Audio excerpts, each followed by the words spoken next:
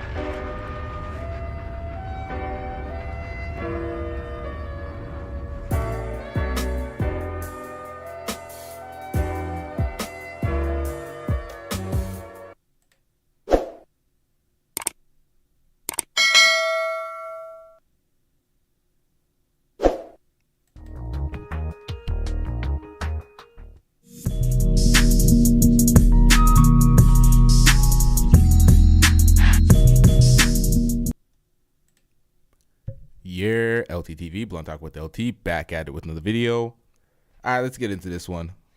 What do we got here? All right, let's get it. We'll continue the conversation. Pearl, you have the floor. You have the last word for them. No, I just wanted to say thank you for letting me come on your platform. Yeah, it's really interesting that all these people that had so much to say about me all week had nothing to say to my face. You know, and I'm not trying to. No, I will. It's just interesting how none of them. Shut your bitch ass up before I get to talking shit about you. Now, does this sound like somebody that's remorseful for the actions and the comments that she said? We're gonna get into the comments. We're gonna give a full recap for anybody that missed what's going on with just Pearly things. What up, D Lovely? Shout out to you in the chat. Let's get it. You know, had anything to say to my face. I think if you are going to speak on someone, you should be able to say it to their face. So I'm just.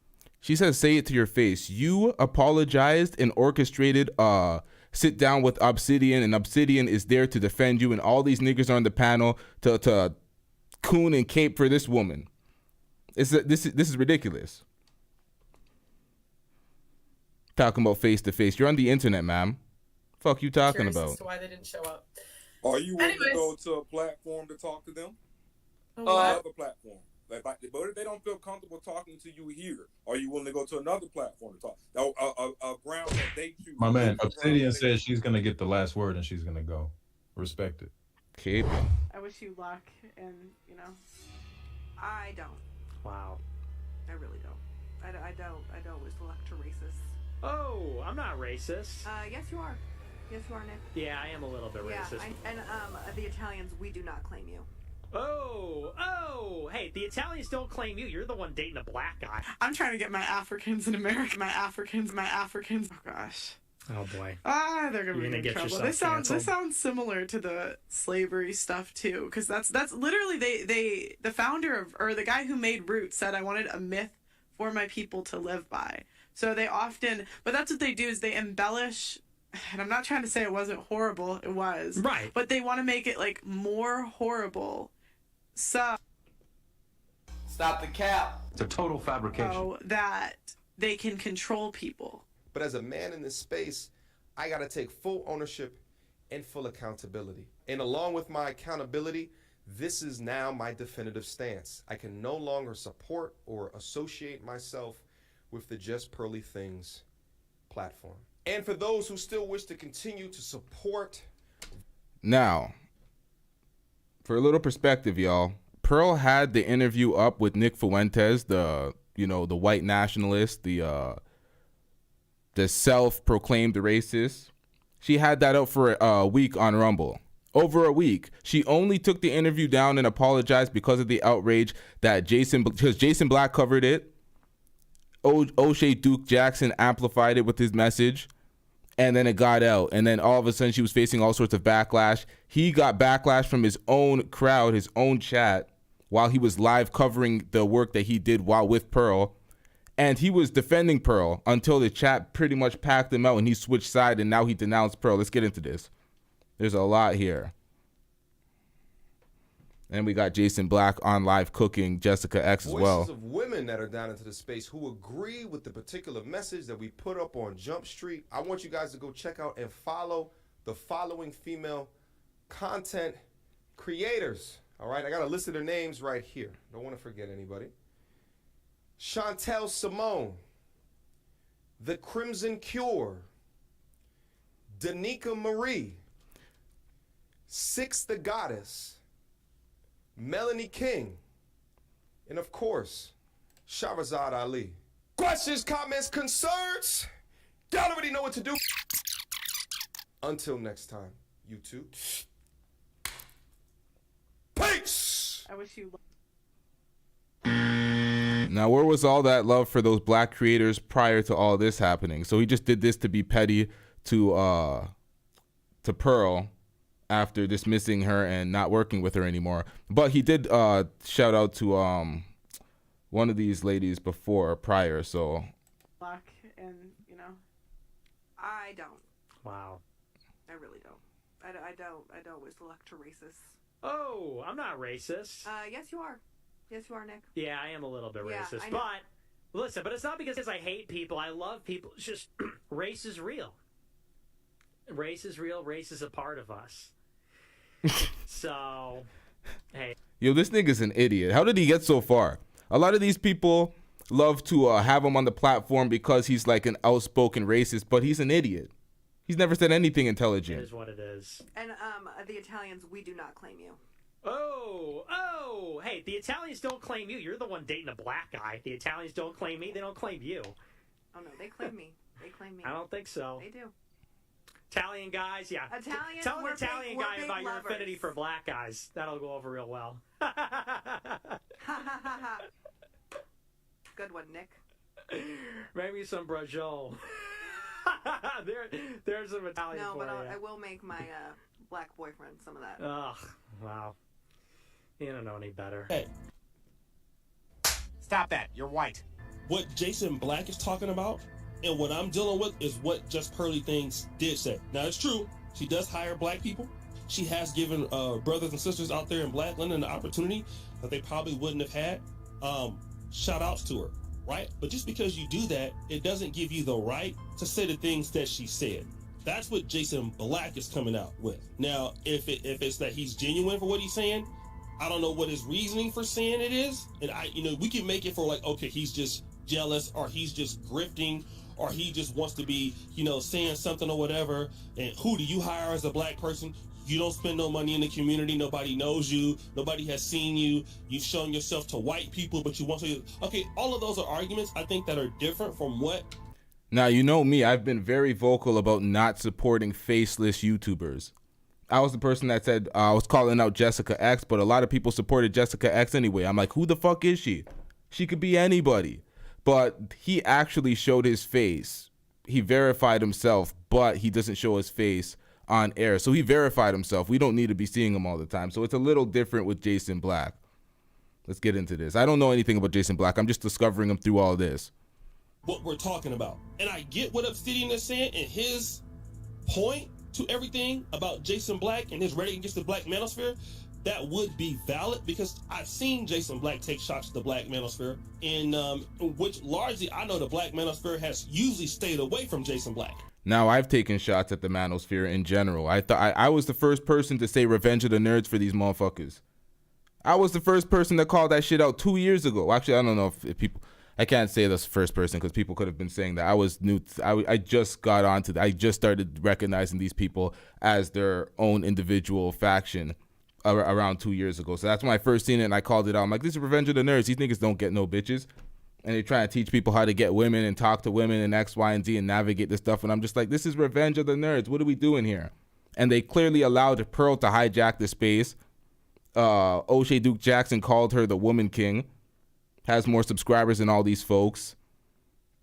Doing more. And it's like, this is the manosphere. And you let a woman lead.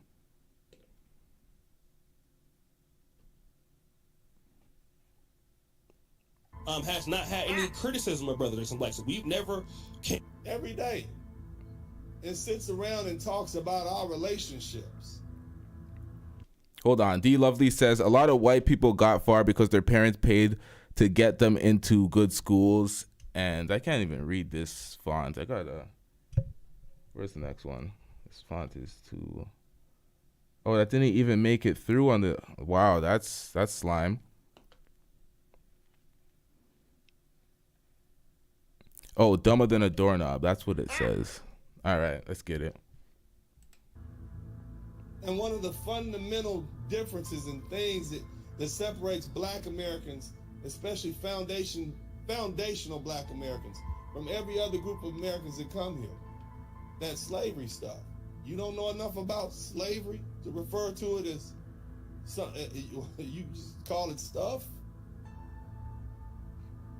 That's what you telling me? Hold on. We're going to get into the apology. We're going to get into the panel that she was on. We're going to get into all the fuck shit. But prior to that, let's get into this. Jessica X called into a panel and she's getting cooked and exposed. We got to listen to this. There's no video here. Hello, Jessica. But let's get it. Hi. All right, Jessica, what is on your mind? Well, I've had quite a few people to tell me to call in. I don't really have a problem with you, so. Why did they tell you to call? Why did they tell you to call in then? Well, the guy called in earlier, Don P, and he said that I was agreeing with you, and then Pearl came through, and then I switched it up. That's not true. I don't know if you've listened to it, but no, that's not true. I just gave my opinion on it, even when. Okay, so she was on the panel where Obsidian was fully caping for Pearl. Let's see if I can find her on the panel real quick so I can point her out. Yep, she was on the panel. This is what she's talking about. She's trying to explain herself. She's right behind the font where this cursor is moving. This is her. Let's get into her explanation. Because she switched up as soon as she spoke to Pearl and Obsidian. Obsidian did his show yesterday with Pearl, the interview. I kept the same energy. I didn't switch it up, so I'm not. What up, Peter Parker? Peter Parker, let's get it. Really sure what's going on. Where are you people from originally, Pearl? Nigeria, the Caribbean? Where are they from? Pearl? My dad's from Africa. He's. What up, FSC? Didn't even see you in there. Let's get it. Nigerian. Okay. Pause. Pretty much figured that in your mom. My mom's white. Okay, we won't hold it against you. All right, well, the word is, though, that apparently you had some disagreements and switching up in tone where I was concerned once Pearl showed up. A lot of that going around. Yeah, no, I feel like I kept the same energy. Really? I don't know if people want me to rip her head off. I know you watched Obsidian, so you saw me up there. You saw me speak to her. Well, I don't know if you did, but I presume you did. So I kept the same energy, like face to face on the panel with her. So I'm not entirely sure. Well, just to make sure we clear the air on where that is concerned here, so that you can speak in your own words here now, as opposed to somebody else. Slavery was exaggerated. Oh no, I said on my stream I don't agree with that. Because I said she used Roots as a reference for slavery being exaggerated, and like Roots as a movie, because the person who made the movie said that they wanted a myth for people to live by, but that's in regards to a movie. That's not in regards to slavery. So I made that clear on my stream. Okay, but the principle itself, though, Roots being an allegory, and that's perfectly fine, that's perfectly okay. I don't think you can argue with Roots either, though. I don't even think that Roots can be argued with even as an allegory. Mm-hmm. A Christmas Carol was an allegory, but it's not really one you can argue with either. And it has fanciful elements to it. So the only way you would argue with it is if you're a person who believes, yeah, to hell with the poor. Yeah, I'm not trying to argue with it. I'm not trying to argue. Why is it that Pearl has found so many black folks, usually of immigrant backgrounds, in London who have been so pliable and so amenable to her? Oh, I can't speak to that one directly. Really? You know, okay, let's not I think really we want to go out like that. Really? Honestly, I think she's giving them a job, so they're taking the job. You know. Okay, but you don't think that's indicative of the rank and file of their class over there? The rank and file Nigerian? Yeah, I mean, you throw a penny in a crowd and you can find plenty of folk there who are willing to buck dance for her over there. She's had no problem getting people who work for her, people to join her in the studio, people to get on microphones. She's had no problem doing that.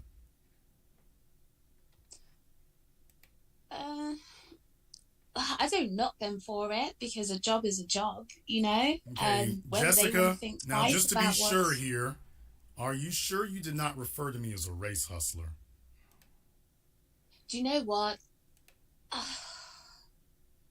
No, I don't think I did. I don't think I did. You don't think you did? No. But you're not sure that you didn't? I can't say for sure. I can't. Yeah, that's very interesting. Stop the cap. These individuals from these backstabbing cultures, honesty is something they grapple with. Would you like to take a little bit of time to think it over? I literally can't say for sure. I can't say for sure. Oh, so you're not certain. So what part of me strikes you as a race hustler then? Well, what do you define as a race hustler?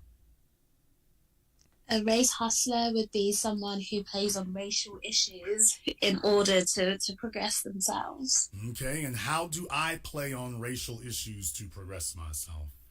Do you know what? I will say this. One thing I do remember speaking about in the stream is that there were certain things that Pearly said and you added words to it that weren't there. So that I did speak on. I added context, but I did not add anything that wasn't there. She meant what she said. She was not referring to white people.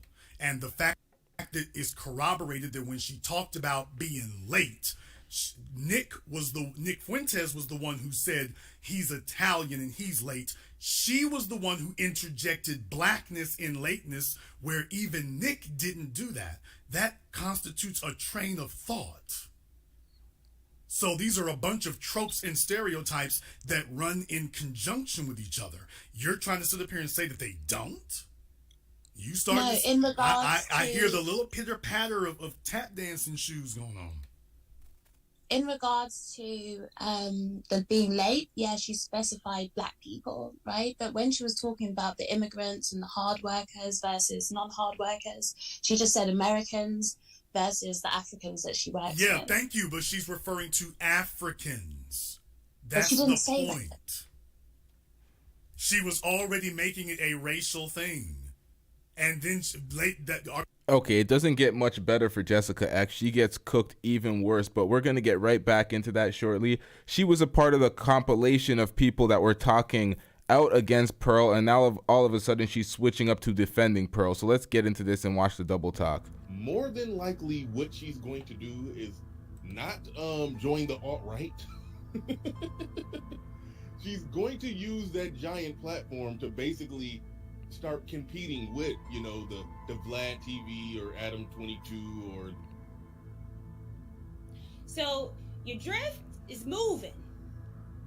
You came over here, you paid black men to get you in this space, used it up, got your money, and now you gonna drift off to somebody else, the Daily Wire, and trying to be a political phenomenon. And where is the Daily Wire located? Nashville. Is that a coincidence? I don't think so. At all. It's the pivot. It's being used up. It's disrespecting our women to the point where now you're done. And now you're trying to move into another space. And now you just turn all outright right. The alt-right is what they say.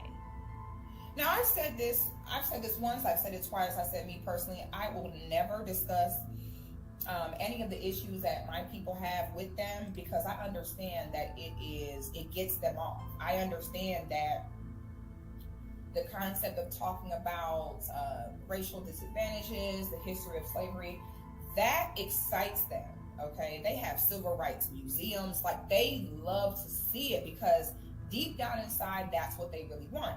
That's why Pearl is a modern day female slave master, where she talks about how her good Africans are the best workers for her. So I can already see in the way she moves, she definitely has a kink of the idea, like it's like a bloodthirst, like, ooh, like soothe me with the idea of slavery coming back. But when Pearly things entered the chat, I felt bad. I felt bad for the black women in the manosphere who's been working, who've degraded, who's fighting for it to elevate it. Okay, all right. So, all right, Nick. Again, we expect that from him, okay? Blessing, African. She's white biologically. She's also white culturally. She is also white institutionally. All right, so Double D just got here because I was just reacting to Jason Black's breakdown, and I'm switching back and forth, you dumb son of a bitch. So shut the fuck up and stop making comments before you go back and rewind and watch the whole goddamn tape, nigga. Pearl is white, okay? She's white biologically. She's white, mom. You can see that.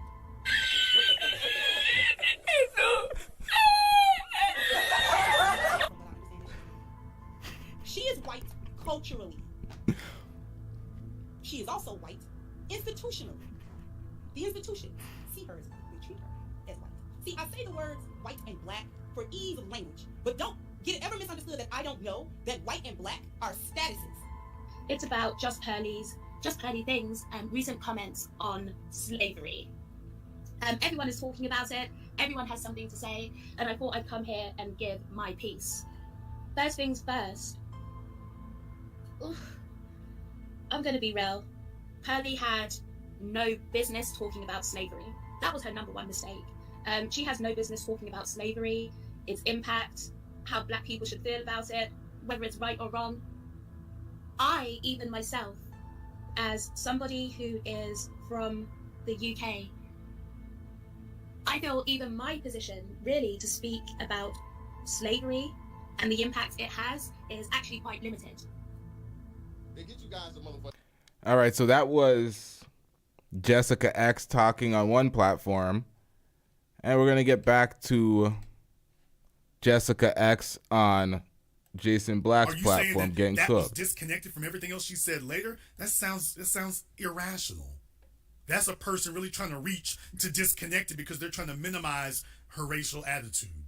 Oh, about the folks that, because what you're trying to do here, you're a little sensitive about it, because they have this myth that they try to create among the immigrants that they're harder working, but the hardworking people don't have to flee. Hardworking people stay where they are and build where they are, even against an animosity government. So that they have a myth they keep trying to build and perpetuate.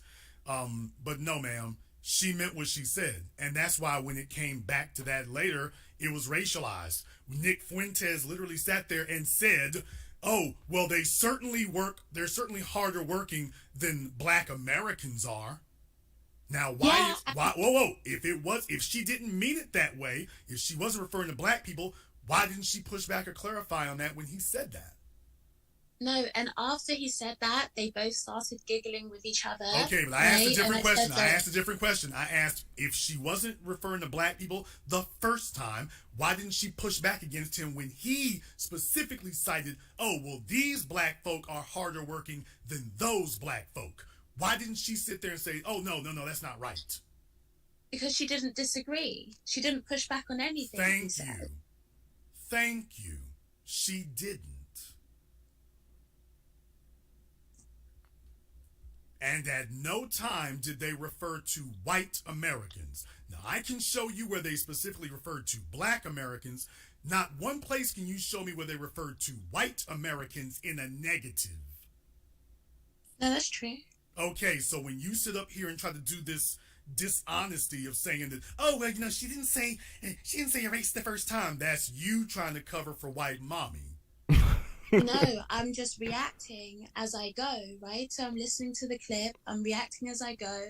So I'm like, okay, I don't know why everybody wants to tell that lie. Everybody wants to tell the same lie that they just heard it for the first time when they were all on the stream. No, I did. Everybody wants to act like they heard it the first time on the stream. All of you heard it beforehand. Otherwise, you never would have wanted to talk to Pearl in the first place. If you hadn't heard it before the stream started, it's irrational that you want to talk to her because you don't know what you're there to talk to her about. Let me just get caught on the fly. No. That's crazy.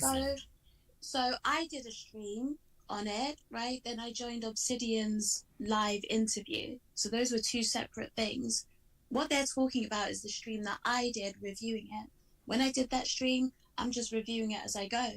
Now, when I actually got to Obsidian's, that's when I had the foresight of having seen the whole thing. And you're on here with me and you're saying that, well, you added things to it. You just said that with me just now on Zoom now. So that's not something from last night. That's something from right now. Yeah, because you were asking what I said. Yes. I didn't add anything. And that's what I said in that The only thing I added to it was context. Because anything else would be a distortion. No, when you said, did she mention white American people in there at all? You're right, she didn't. Right, but she did mention black people. So when she was referring to being hard, not being hardworking, she was referring to black people in America. She was referring to black people in America. After seeing it, I can see how you come to that conclusion. Okay, I can see it after watching the I see whole how you come thing. to the conclusion. Great, I'm glad to hear that there. I can see how you come to that conclusion. That's great. Do you agree with that conclusion based on the evidence? I could say like 80% I agree. The banjo is playing. Y'all, Like y'all believe that? Can y'all believe they do a buck dance and a banjo in London? Tap dancing shoes, buck dancing and banjoing in London. They all think they're gonna get on. They think if they kiss up to mommy's ass, they all gonna get on, and it's never coming. Like, but they're all gonna try it. No, I've been invited on her show. I've chosen not to go. So it's not about me trying to ingratiate myself with people or me trying to get in there and form alliances. If that's what I wanted, I could have done it already. That's Can you not give what me I an wanted. example? Can you give me an example of a white race hustler? A white race hustler, the guy that was on the show with her, the Nick Fuentes guy. Okay, what part of him is a hustler? He's a hustler because I believe he's intentionally saying things to stir people up. Okay, but that's not the same context. Now you're describing something different. You're talking about an agitator. That's not a hustler. That's what I meant by it.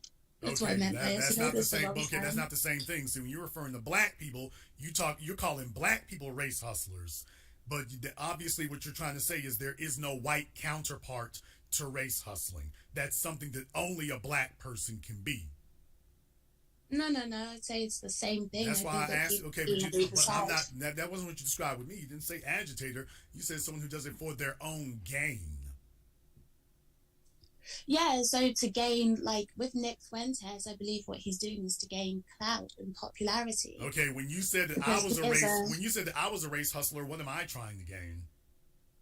I feel like clout and popularity to a certain extent, yeah. Okay, and what have I done to gain, quote, clout and popularity through exploiting race?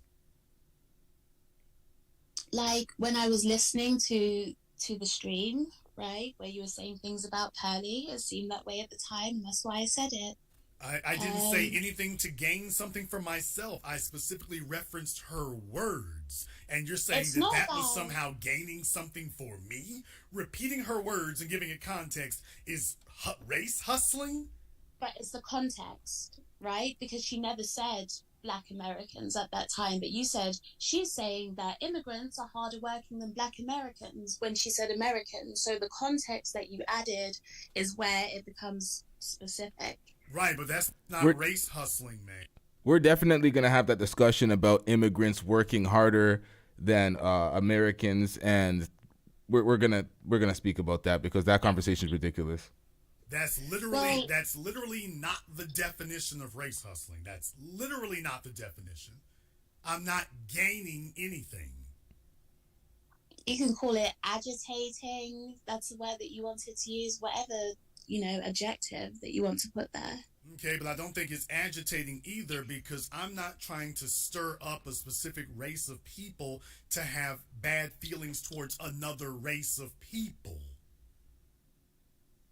So that wouldn't qualify either. These words have meaning, Jessica. These are words these are words and terms that have specific meanings and definitions, and you're throwing them around like a monkey slinging dirt.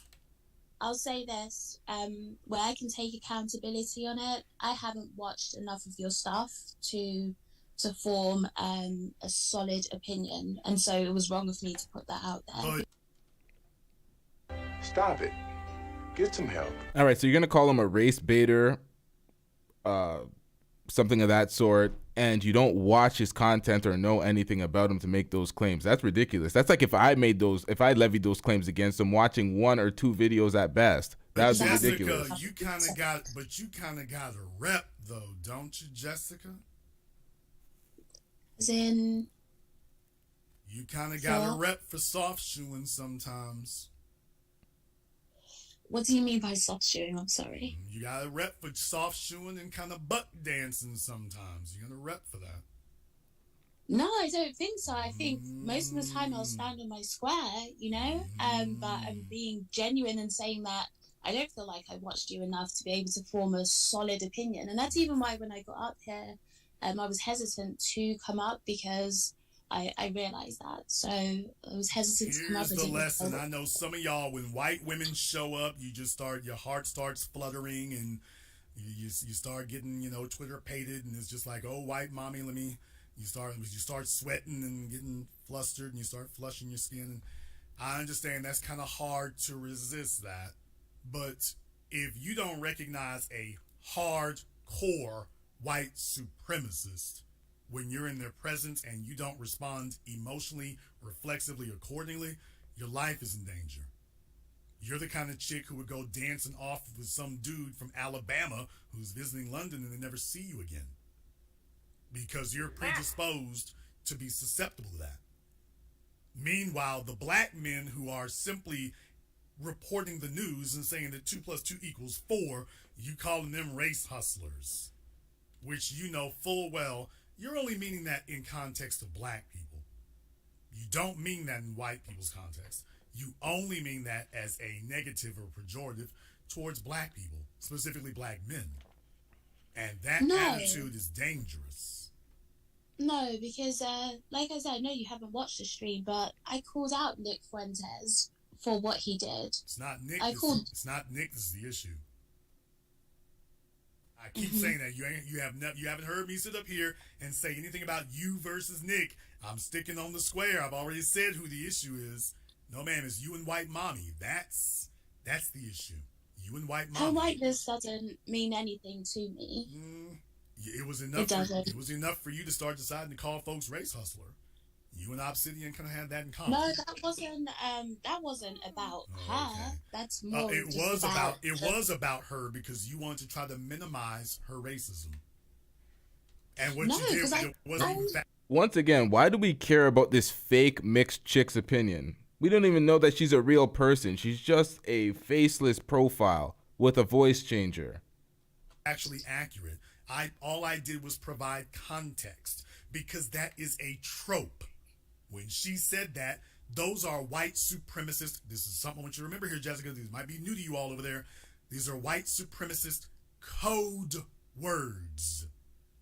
So the reason for a code word is an individual who does not want to believe something. When you throw out a code word, it's supposed to give them plausible deniability. Yep. Oh, well, I never said I was talking about black people. I can be talking about all Americans. Yeah, but as the conversation progressed, it was never isolated to white people, not as a negative. As the conversation progressed, it only distilled down to anti-black, which is what I was. The moment she said immigrants working harder than Americans, the moment she said that, I said she's talking about black people. Now remember, that was earlier in the interview.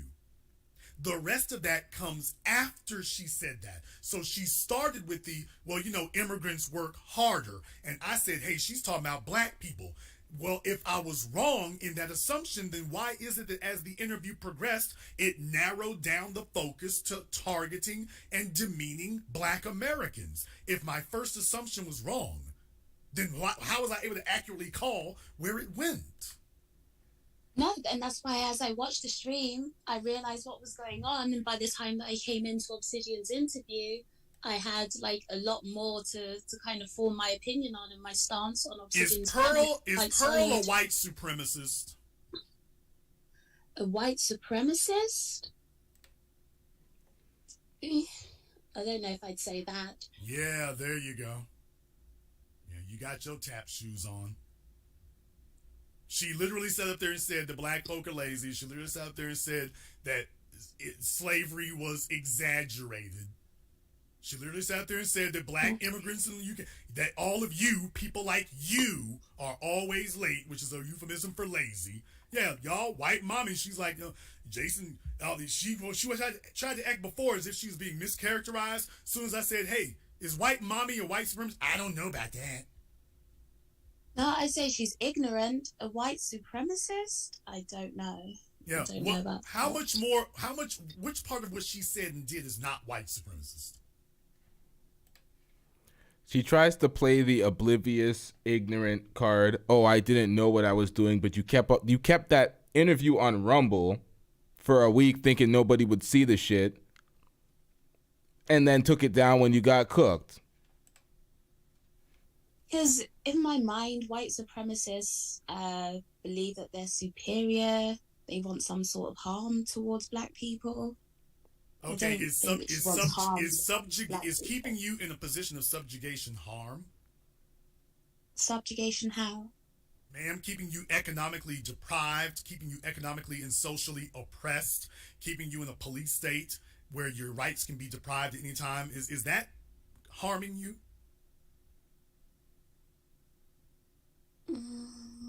Wow. I don't know about all of that. Have you ever had a white boyfriend? No. Clearly she I don't did. believe you. You're Man, lying. come on, man. Stop the cap. You're mixed. It's You're hard. lying. You're lying. Because... I don't believe that at all. You're lying. I'm just gonna tell you right now, you're lying.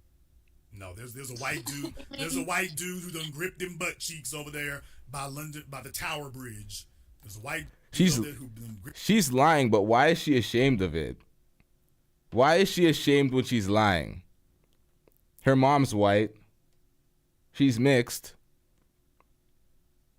She would think that gives her more grace to speak on black topics. Grip them butt cheeks near the Tower Bridge. So no, ma'am. No, that's not going to fly. When you're this resistant to something that's so obvious, that's because you're compromised. So you're sitting up here It's not even real. Every characteristic It's a of whole white catfish. supremacist. And then when I say, is this a white supremacist? You pull back and, oh no, I don't know about that. I don't know. You heard everything she said. What part of that is not a white supremacist? Well, I mean, as I said, this is the kind of little goofy chick who a white man will be able to talk her into going off anywhere by herself, and that'll be the last time you see her because she wants to sit up here and pretend that she doesn't see what's in front of her. And usually when you pretend to be dumb long enough, you actually become it. Eventually, you're going to do something you shouldn't do. She's sitting up here acknowledging this woman's spouting white supremacist talking points, multiple ones in one conversation. But when you ask her, is that a white supremacist? I don't know. All right, so Jessica X got cooked. There's a lot more to that, but we're going to get back into the breakdown here. We got some more insight and some more information because this has to stay on the channel for a long time, and people got to get a recap and know exactly what's going on here. So when you come back in the past, you got to be fully informed. So we got to get all the details into this presentation. So let's get back into this. This is from O'Shea Duke Jackson's video. He was covering this and spreading the message that this happened in the first place, which made people switch positions. Just Pearly things just disrespected black people in the worst way. And this video has over 104,000 views in the first 24 hours, almost 5,000 comments, which is a really good video for a channel of my size. And while so many people agreed with my sentiments in the video, very many didn't.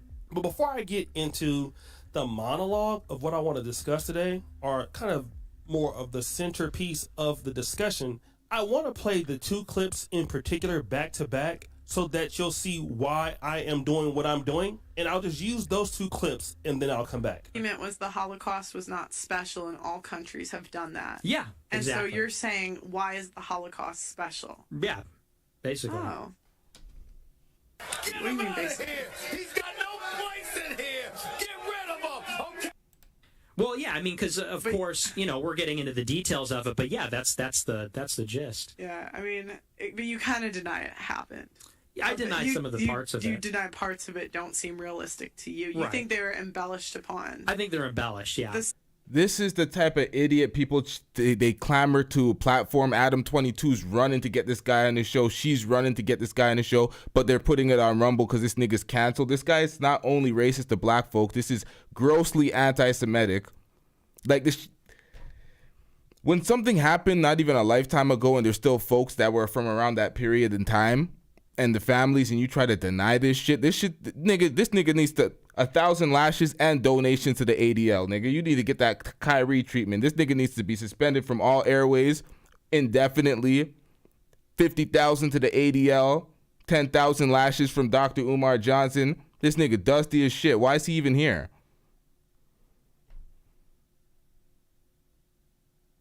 And she knows what she's doing. Oh gosh. Oh boy. They're gonna be in trouble. This sounds similar to the slavery stuff too, because that's literally the founder of, or the guy who made Roots said, I wanted a myth for my people to live by. So they often, but that's what they do, is they embellish. And I'm not trying to say it wasn't horrible, it was. Right. But they want to make it like more horrible so that they can control people. yeah. I was like, STEM, no. They all said I was crazy. Who's laughing now? Who's laughing now? Austin. Shut your bitch ass up before I get to talking shit about you. Well, but you're very industrious. Yeah. You know, there are a lot of people that would like to be a YouTuber because they'd like to hear, they'd like people to care about their opinions and like what they ate for lunch and, you know, things about my life that just make sense or whatever. But how many people could make a company and deal with the things you deal with, you know, like recruiting and, you know, because Now, she gets entirely too much credit in this space. People talk about how hard she works and how she set it up, and she set up the business. I think I even give her a little bit too much credit when I was covering that Rolo clip where he was getting cooked for hating.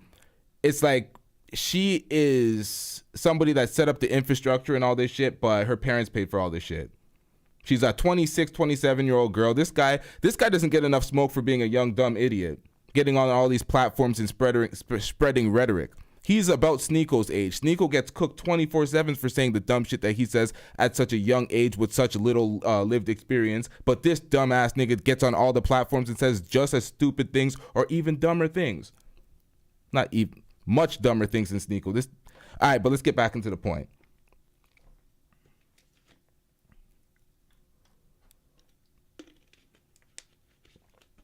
Hold on, y'all.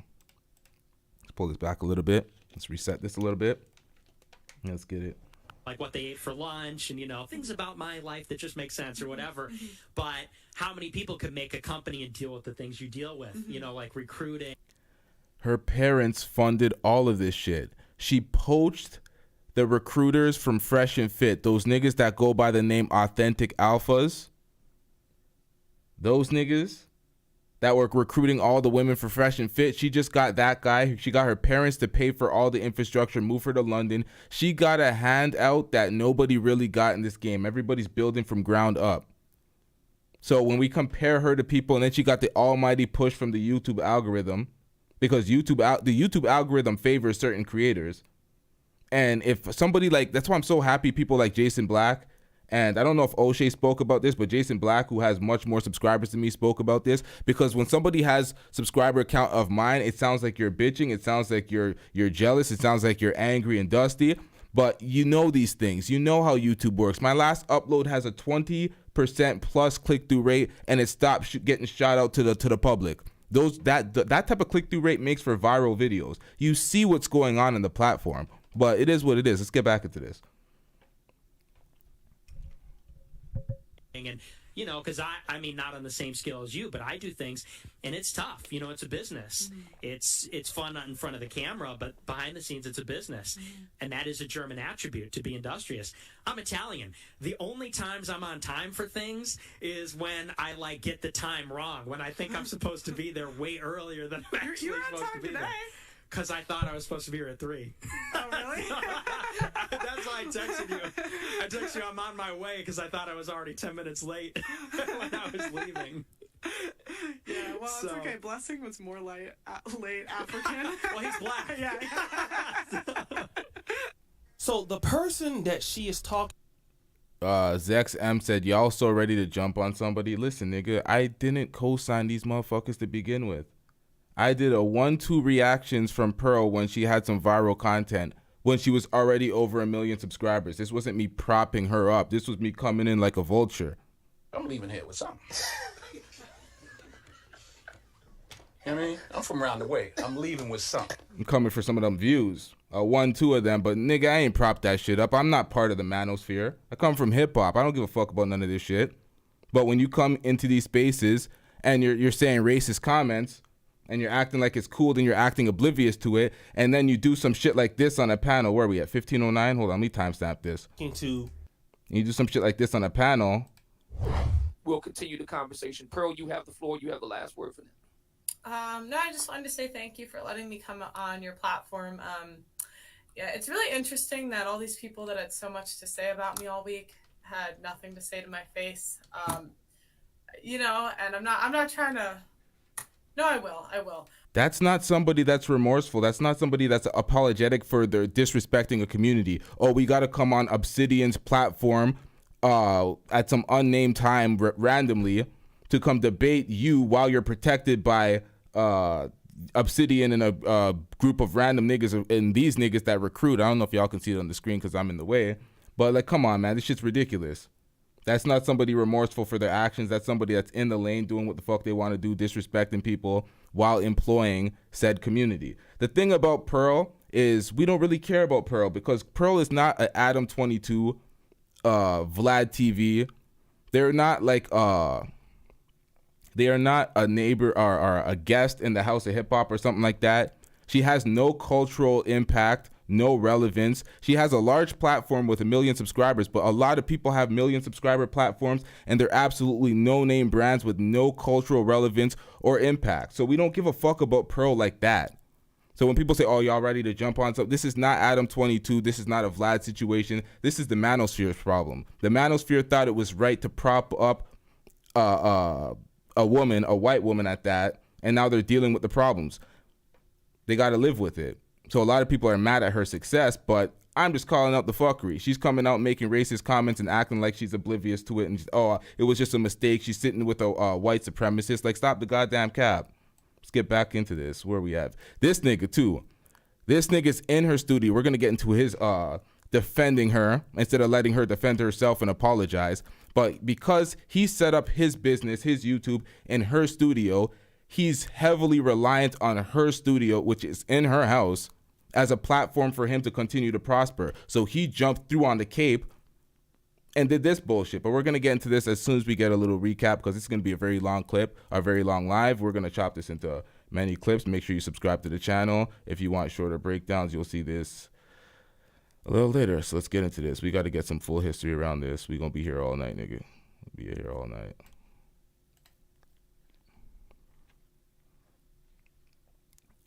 Did you say, am I glorifying Adam and Vlad? What are you talking about? I'm saying those niggas need to be checked more regularly, or when they do something of this type of fuck up, it would be way more significant and more people will be looking into it because they are guests in the house of hip hop. They have a responsibility to hip hop as a genre and as a culture that they're in. It's not theirs. Pearl is just a content creator. This is her platform. Whoever she brings on her platform, that's up to her. Nobody really can say what the fuck she's doing on her platform. Her apology was not needed for us because we don't give a fuck about her anyway. We don't rock with her like that. It's for her employees who are black because she disrespected black people as a community. She works for herself. I don't know, man. I'm over explaining this. Y'all niggas need to keep up with this, man. This is important. Nick Fuentes. Now, who is Nick Fuentes? Well, don't take my word for it. Let's go to more of a reputable source. Nick Fuentes, if we look at him on Wikipedia, what does it say? And I know that Wikipedia can be off sometimes, but this seems to be what I would see from what I've researched about him accurate. It says this: sad music. Nicholas Joseph Fuentes, born August 18th, 1998, is an American white supremacist political commentator and live streamer. A former YouTuber, his channel was permanently suspended in February 2020 for violating YouTube's hate speech policy. He is known for holding anti-Semitic views and denying the Holocaust. Fuentes identifies as a member of the incel movement and as a supporter of authoritarian government and a Catholic integralist and a Christian nationalist. Let me click on the term of white supremacist. Okay, white supremacy is the belief that white people are superior to those of other races and thus should dominate them. The belief favors the maintenance and defense of any power and privilege held by white people. White supremacy has its roots in now discredited doctrine of scientific racism and was the key justification for European colonialism. So I just want to put myself into her shoes, okay? Now, if she is not a racist person, let's just think about this. She's made the majority of her money trying to do a lot of collaborations with black YouTubers. She's even tried to reach out to me before. Of course, that's a no-go, all right? But if you look at the people that she brings onto her channel, Brittany Renner, recently MTR, which is Media Tourism Reviews, people like that, she's trying to build somewhat of a team based on the black community. A lot of people. And that is every single individual involved in helping Pearl, or they're claiming they helped Pearl's ascension. They're all at fault for that. They didn't vet her properly. They put Kevin Samuels through a process of vetting before anybody really fucked with him and co-signed him. But they just let this That 70s Show Donna bootleg wannabe come in here and just, do what she wants to do. So it's like, come on, man. You nerds have to live with the results. Speaking about the manosphere right now. People work for her are black, all right? Just black. So that we know. We know that from just looking at her live streams. Look at her thumbnails. Most of the people are who? Black. Melanie King? Oh, there's something interesting about her too. She hijacked a lot of Kevin Samuels' audience. Her channel tags all have Kevin Samuels, Dr. Umar Johnson, Kevin Samuels Red Pill, Kevin Samuels this. That's her channel tags. I can bring up her channel and show y'all right now. She used that to finesse the algorithm to get Kevin Samuels past followers as she ascended. It is what it is. People let her do it. Y'all got to live with the results, man. Black. Okay, so follow what I'm saying. You have black people who come into your studio, and then you fly out an American white supremacist who, based off his theory, looks at black people as below him. That's what all white supremacists do. It doesn't matter if they like black people, if they like black individuals. Some people even sleep with black people. But the core values are what? Whites should rule over blacks because we are better than them. Then you mentioned that the person comes late. She's African. Then you talk to him about, you don't think that slavery is a real thing or it didn't happen to that much in front of the black people that you hire. Now, I want you guys to put yourself in these shoes, right? In these shoes. Imagine you lived in Israel. You had a podcast called Just Pearly Things. Could you invite Nick Fuentes, who is anti-Semitic, into that podcast in Bethlehem, Israel, or in Jerusalem, or any big city there? and then you have Jewish people that work for you, and let's say they're late. Can you say, sad music, haha, you're late, Jewish person? No. Jewish people work for you? Yo, that's a new one. Yo, all of my bosses except one, when I worked jobs, were Jewish. Jewish people work for you? That, right? The Jews Oh, my lawyer was Jewish, so Jewish people did work for me. Nigga. would never even allow you to come there. You would immediately be shut down. But here's how other black people who comment on my channel take it. Let's look at Lucky and now. I believe in calling a spade a spade. She didn't say anything that isn't true, though, at least not for everyone. You ever heard of African time? No one is perfect at the end of the day. Yes, too bad, Lucky. She is saying that in front of a white supremacist, which you give that a complete pass, right? And again, it's okay if it's a white woman.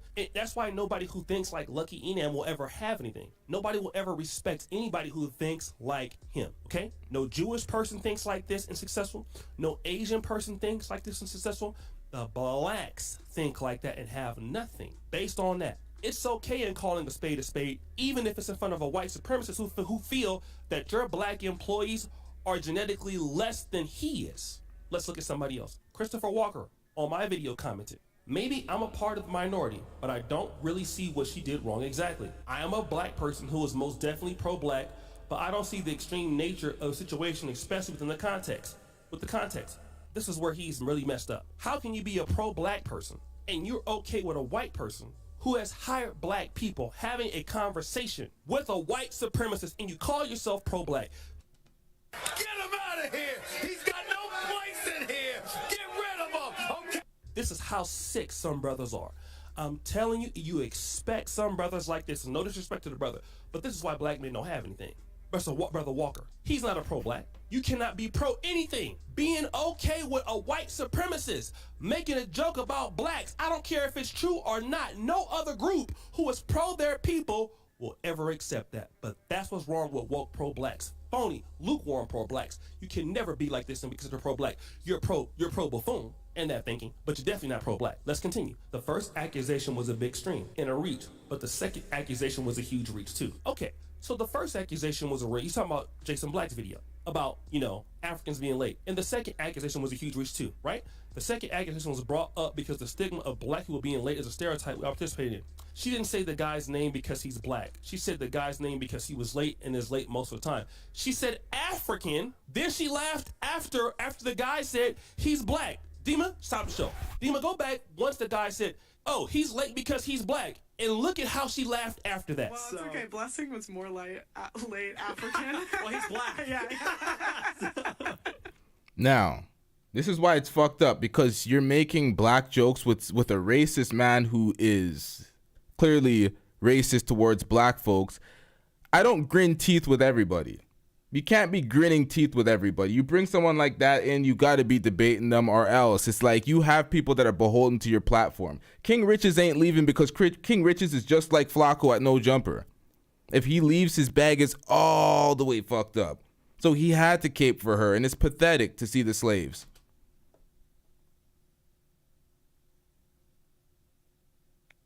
In front of the black person talking to the white supremacist, Mr. Walker, let's go. That ironically goes with a stereotype that is portrayed towards black people. Then the male gets entertained for a statement by saying because he's black. With the context given, is Pearl in the wrong for stating that her employee was on time, who is usually late by her joke? Again, context in the same way the guest white male is always late but showed up on time too. She's talking to a white supremacist who don't like black people, brother. The fact she even had that conversation with black people in the room is the wrong thing. That's why you brothers don't have nothing. That's why you're at the bottom of the barrel. That's why your women don't respect you. Don't nobody respect you, because black men, sometimes, not every black man, right? But y'all will make an excuse for buffoonery for other people to keep disrespecting you, and you wonder why you don't have nothing. That thinking right there. That's why black women don't respect you, brothers. That's why the white men don't respect you, brothers. And don't nobody take y'all serious that think like that. I'm sorry, I gotta tell the truth. No person of any race who love their people can accept that.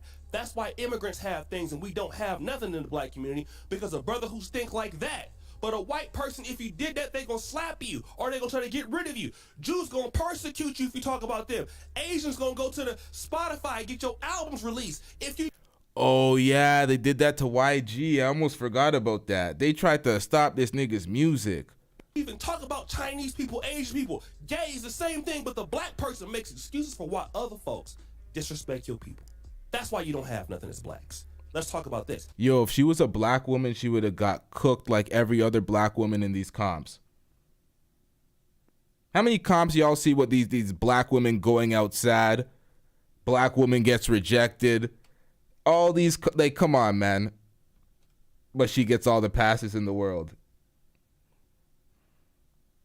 Brian Brown stops. There's plenty of truth to it. Americans are lazy, especially the black race. I don't know who this person is. This person, let's assume he's black. Now, Americans can be lazy, and some blacks are lazy. But if black people are lazy, brother, how are they 20% of the military? Can't be 20% of the military and you lazy. Or in sports and you lazy. Or in healthcare and you lazy. Most black people work a full-time job, pay taxes. Can't be lazy when in slavery, the blacks was developing the country based off the slave labor. See, people who perpetuate these stereotypes about the people, that's why you don't have nothing.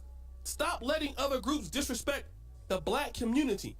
And this is why when y'all go to other communities, they look at y'all funny, some of y'all brothers. Not everybody. And then you think that somebody gonna come and support you. The Asian man, the white man, he got pride. He can never forget where he came from. He can never let nobody talk about him this way. But the black man is twiddling his thumbs, some of my brothers, is thinking like this. The lady is being disrespectful just by having a white supremacist there, brother. But in the room with the blacks. It's already out of pocket. I could never bring a white supremacist. I have Africans here. I could never bring somebody in the room that there's a white supremacist and have a conversation with them knowing I got black employees or African employees. I just can't even fix my mouth to do that. But guys, what do you think? It's your boy, O'Shea Duke Jackson. Back at it again with another episode of The Celebrity Jump. Appreciate you for all that you do. Subscribe to the bell. We're out. Today, I'm going to be addressing the Nick Fuentes situation. Yeah, I know why you guys are here. Okay. So, I want to first say I take full accountability for everything that happened. Now, to keep this fully in context so people get the full context of this. This apology comes out a week after the Nick Fuentes interview was steadily available on Rumble. The clips come out. The clips were damning. The full interview may have been even more damning. But what did she do? She deleted the full interview. So we can't fully get a good perspective of the interview unless somebody downloaded it and wants to re-upload it. We won't know. So she may be hiding more shit in there. She deleted it. She only made this video an apology and deleted the video after the backlash from Jason Black's video and O'Shea Duke Jackson's video and Mediocre Tutorials and Reviews calling her. Mediocre Tutorials and Reviews did his video after calling her, and whatever happened throughout that call, he said, fuck that, I'm denouncing you, I'm not working with you. We have a lot of footage we shot together, but that's not coming out because I don't fuck with you like that. Pretty much. So I don't know what she said on that phone call, but in my opinion, she gave him her ass to kiss. That's what I think. And then she went off in this apology. But before she did this apology, she scheduled the panel with Obsidian so Obsidian could cape for her along with other black males in the manosphere. So all of this was just disingenuous, and then at the end of the interview, y'all seen how she taunted. I put that at the beginning because that was very important. Let's get into this. Everything that happens in life, as I say to the girls on my show, is my own fault. The fact that people are making these videos is my own fault. And the situation that I'm in is my own fault. Now, I'm going to give you guys an explanation and give you guys context for some of the conversations that were had. Just know it's not an excuse. It's my own fault. I take full accountability for everything that happened. Okay. So, but I'm going to answer questions that people have brought my way. So the first thing is, why did you have Nick on? So, the reasoning behind having Nick Fuentes on was because I heard that he was on the no-fly list and he lost his bank account. Now, from your point of view, you would think, why would you invite someone on that's on the no-fly list, right? That would be a bad... Well, he's not anymore. That's how he flew, but... Do you know why the manosphere and the red pill people always say no ad hominems, people making ad hominems, coming at people's character, blah, blah, blah? It just shields the losers and the nerds from actually getting cooked from their character because they just want to quote facts and recycle the same facts. She stole everything from Rollo Tomasi and all these other guys and has a successful platform doing so. These nerds just hate a subsect of women and they don't give a fuck who is telling them the same shit. They don't care. This is a 6'1" white girl. If she had the options that some of the girls that she chastises on her platform does, she would not be acting the same. She would be doing the same old hoe shit as these girls. So I already said, I don't want to hear from people like her. I don't want to hear from Destiny, a bisexual man in an open relationship trying to hop into black relationship talks. Like, all these frauds need to get the fuck out of the space. So this is actually good that this shit happened. I don't care if I sound like a hater. It is what it is. Let's get back into this. He was. So I was more just curious why this man was banned and everything. Now, I've seen a lot of videos that say I play dumb or I'm playing dumb. And I'll tell you what I knew and what I didn't know. So I did know that he was a known racist. I did know he was a known sexist. I did know that basically every bad name in the book from the right and the left, everyone hated him. So the reason I had him on was because, guys, people say that stuff about me. They say I'm sexist. They say I'm a misogynist. And, you know... Do you say you're sexist? Do you say you're a misogynist? Because he says he's a rapist. Whoa. What? A racist, openly.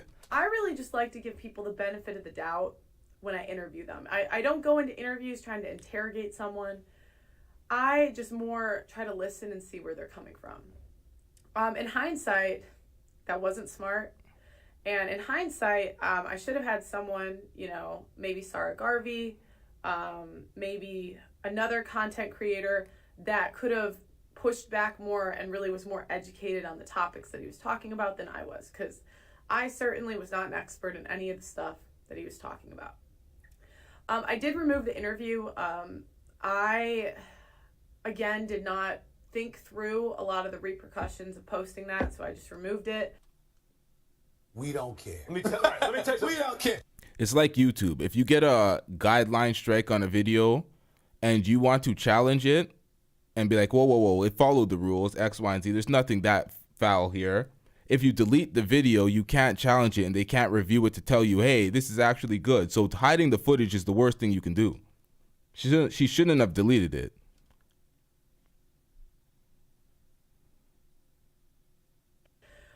If you do want to see the full interview, Obsidian did react to it. That's on his channel. The intention was not, I guess, to hide it. It was just, you know, this might not have been the best move. I'm just going to remove it now.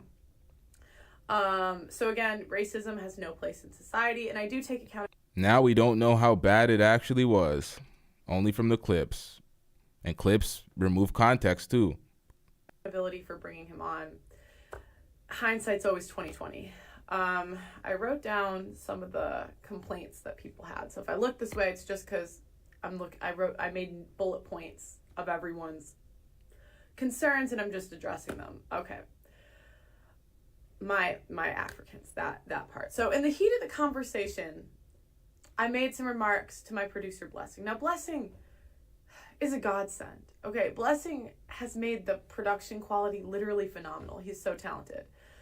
And during this conversation, we were talking about immigration. And I said, I'm trying to get my Africans to America. Now, I watched it back, guys. It was so cringy. Oh my gosh, it was so embarrassing.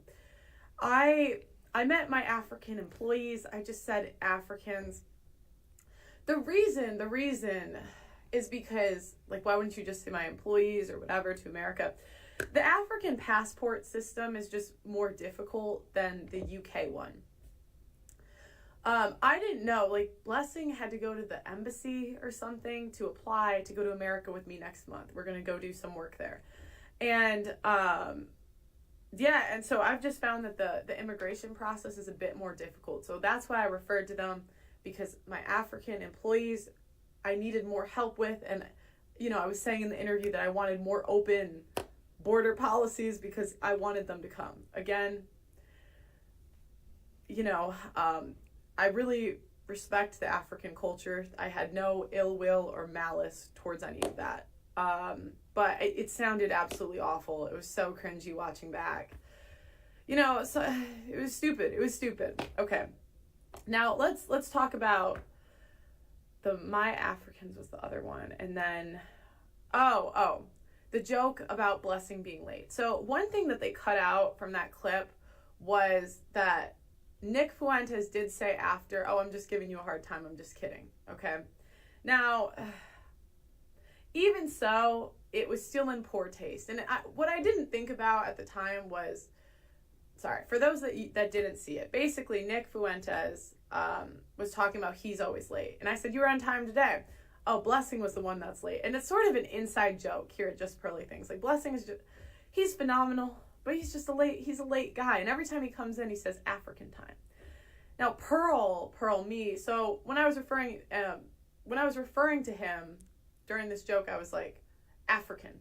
Now, I was saying African time, referring to what he says when he comes in. Now, what I realized is this was especially disrespectful because we did have someone that's a known white supremacist race. Like, you know, making that joke in front of him, with him, is just in poor taste.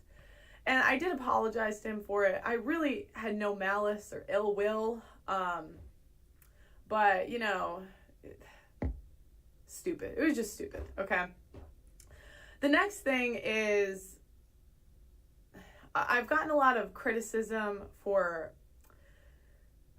you know, using the Black culture and then I'm going right and leaving it, like that sort of thing. You can correct me in the comments if I'm wrong, but that seems to be a big point of contention.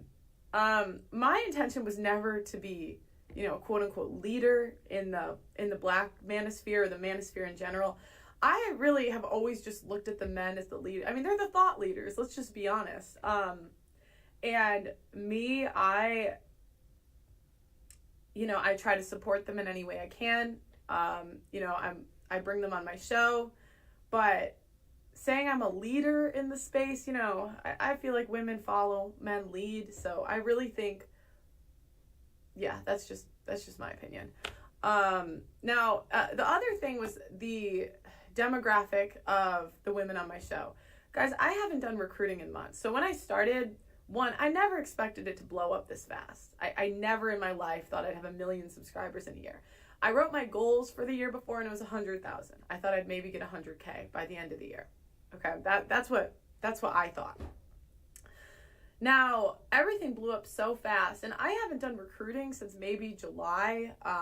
The only time I have is maybe to help out if we're low on a show. So like, or if there's a really big panel, like the Andrew Tate panel, I handpicked everyone that was on that. But in general, guys, I really don't recruit.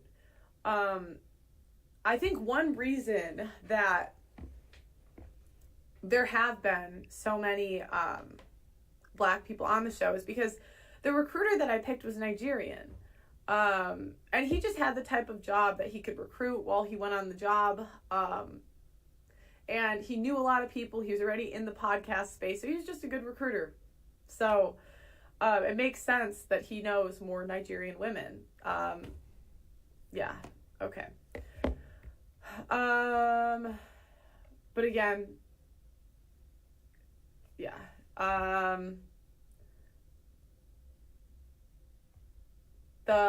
The next part. Now, this was the part that was probably the dumbest part of the whole interview. This was the stupidest, the dumbest. Oh, this was stupid. So I said that slavery was embellished in the interview. Now, that not only is that comment insensitive, it's not accurate. There were things in slavery that were worse than what was shown on TV. What I was referring to, I don't even want to tell you guys what I was trying to say because it wasn't what came out and it doesn't even matter. Again, if you watch the full thing, I was more referring to the system of using atrocities to control people. That's what I was trying to say. But to say that it wasn't, that it was embellished is, oh gosh, so stupid, insensitive. And nor am I, sure, I've read a couple books, but I'm not informed or qualified enough to really have that conversation. So not bringing someone else onto the show, again, stupid. Now, the next thing is that my friend Gabby came on the show with him, and she's dating someone that is black. And he would say openly racist comments to her. Now, I should have pushed back on that. Like, I've been in interracial relationships. So for me to not push back on that, especially with all of the people that have been on my show, was stupid. It was stupid. I just, I was kind of like a deer in the headlights. I didn't know what to say. I was like, oh gosh. And the video we were watching wasn't even supposed to be about that. So she's not getting dragged for the interview with the racist guy. She's getting dragged for her rhetoric during the interview with the racist guy, making jokes, racist jokes with Nick Fuentes about black people and the black people that you employ with Nick Fuentes was, it's like, what are you doing out here, ma'am?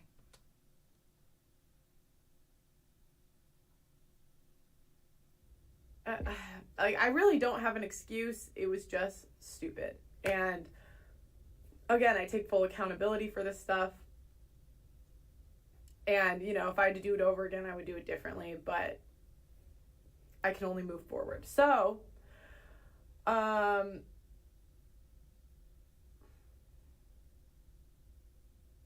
I want to make sure that I addressed everything. I think I did. Okay. Because I talked about recruiting. Okay. So, moving forward, I really would be open to having a discussion with someone that can bring more awareness and education to the situation. So I'm open to you guys' suggestions in the comments. I also invite anybody that's made a video about me or has comments to address with me to go on Obsidian's stream tonight at 8 p.m. GMT. Blessing will also be there. And so prior to the apology, she already set up the live stream with Obsidian. And then she had an interview with Obsidian following that, a 2-part interview. So Obsidian was clout chasing, clearly.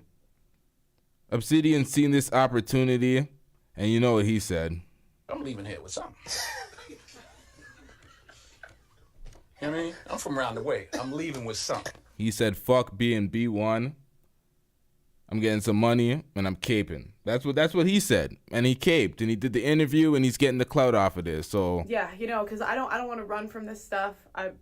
Again, a lot of this stuff was not well thought out. A lot of this stuff I could have done better, and I do take full accountability for that. So, go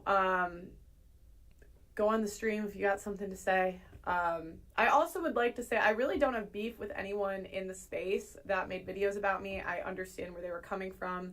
I understand where I went wrong. And I really think they had a lot of valid criticisms about me.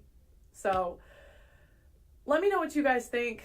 I really did my best to address all of the comments in a concise way. I'm not trying to play the victim. Everything in this that has happened is my fault. And I'm just, my fault. And I will do better in the future. So now, the reason why I brought up the Vlad and the Adam 22 comparison is because I don't think, if she wanted to just apologize for the offensive jokes or the offensive things she said to black people in general, cool.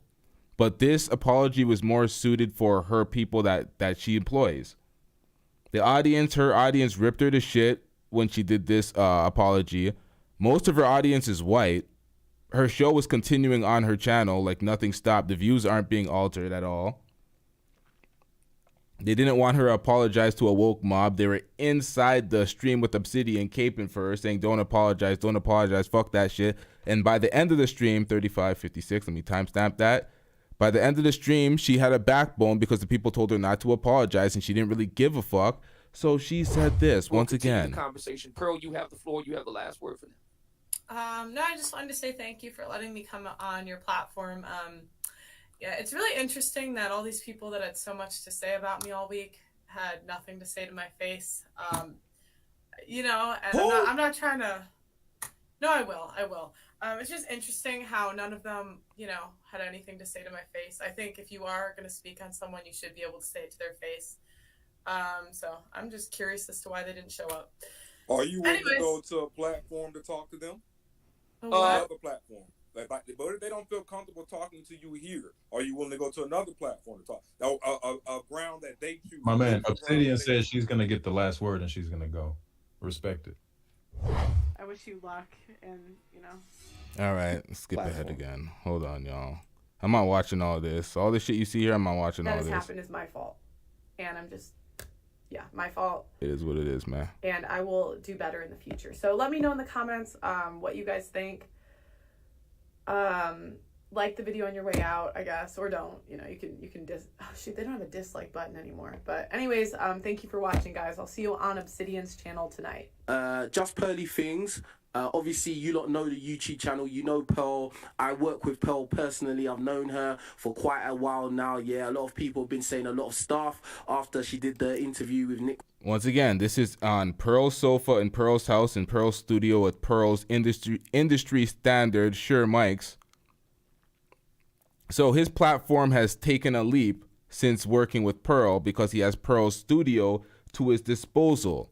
And when you have black employees handcuffed like that and you know they're reliant on your program and you're completely disrespectful to the culture, you know you can do it chest up because you have these niggas reliant on your coin.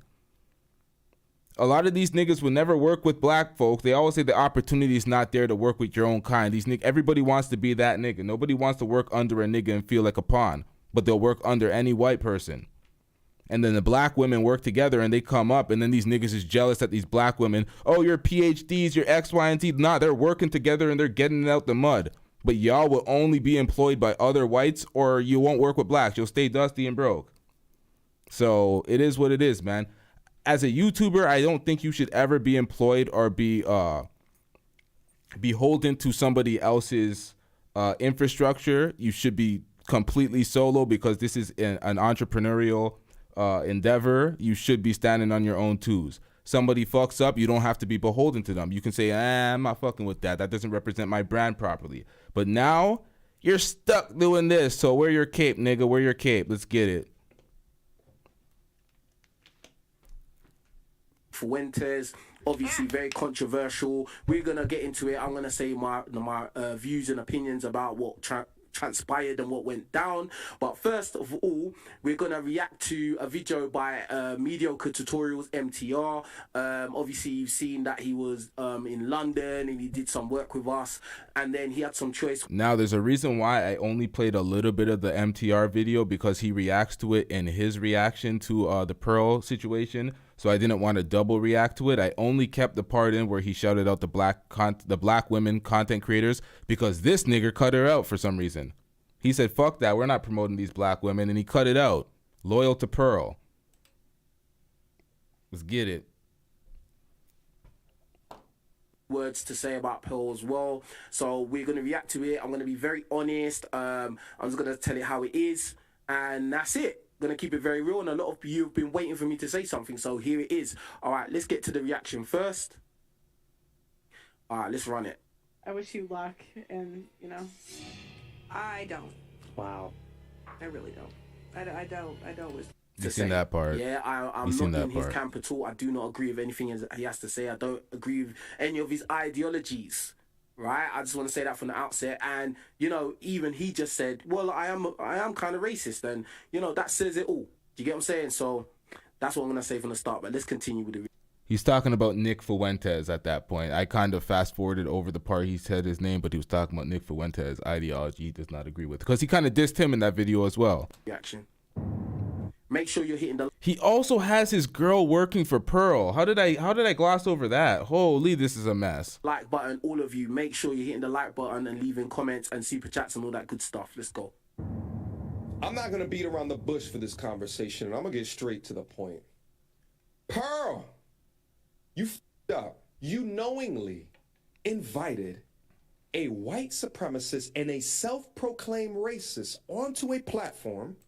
Now, all due respect, shut the hell up. I don't want to hear that. I don't want to hear that from Mediocre Tutorials and Reviews, because he went out to London. He's been working with Pearl for a long time. That interview's been up for over a week. He was reacting to the content that he did on her channel, before his chat packed him out and made him switch positions because he was defending her. As much as they're saying, oh, he has integrity, he's standing on his 2 feet, he knew her personally. They had a personal relationship, and he flip-flopped because the chat was packing him out. So I don't know about this. Jason Black says he's on probation. So let's see this shit.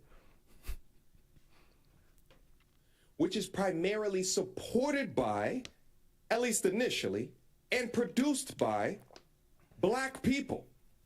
This comes across as insensitive to downright nasty.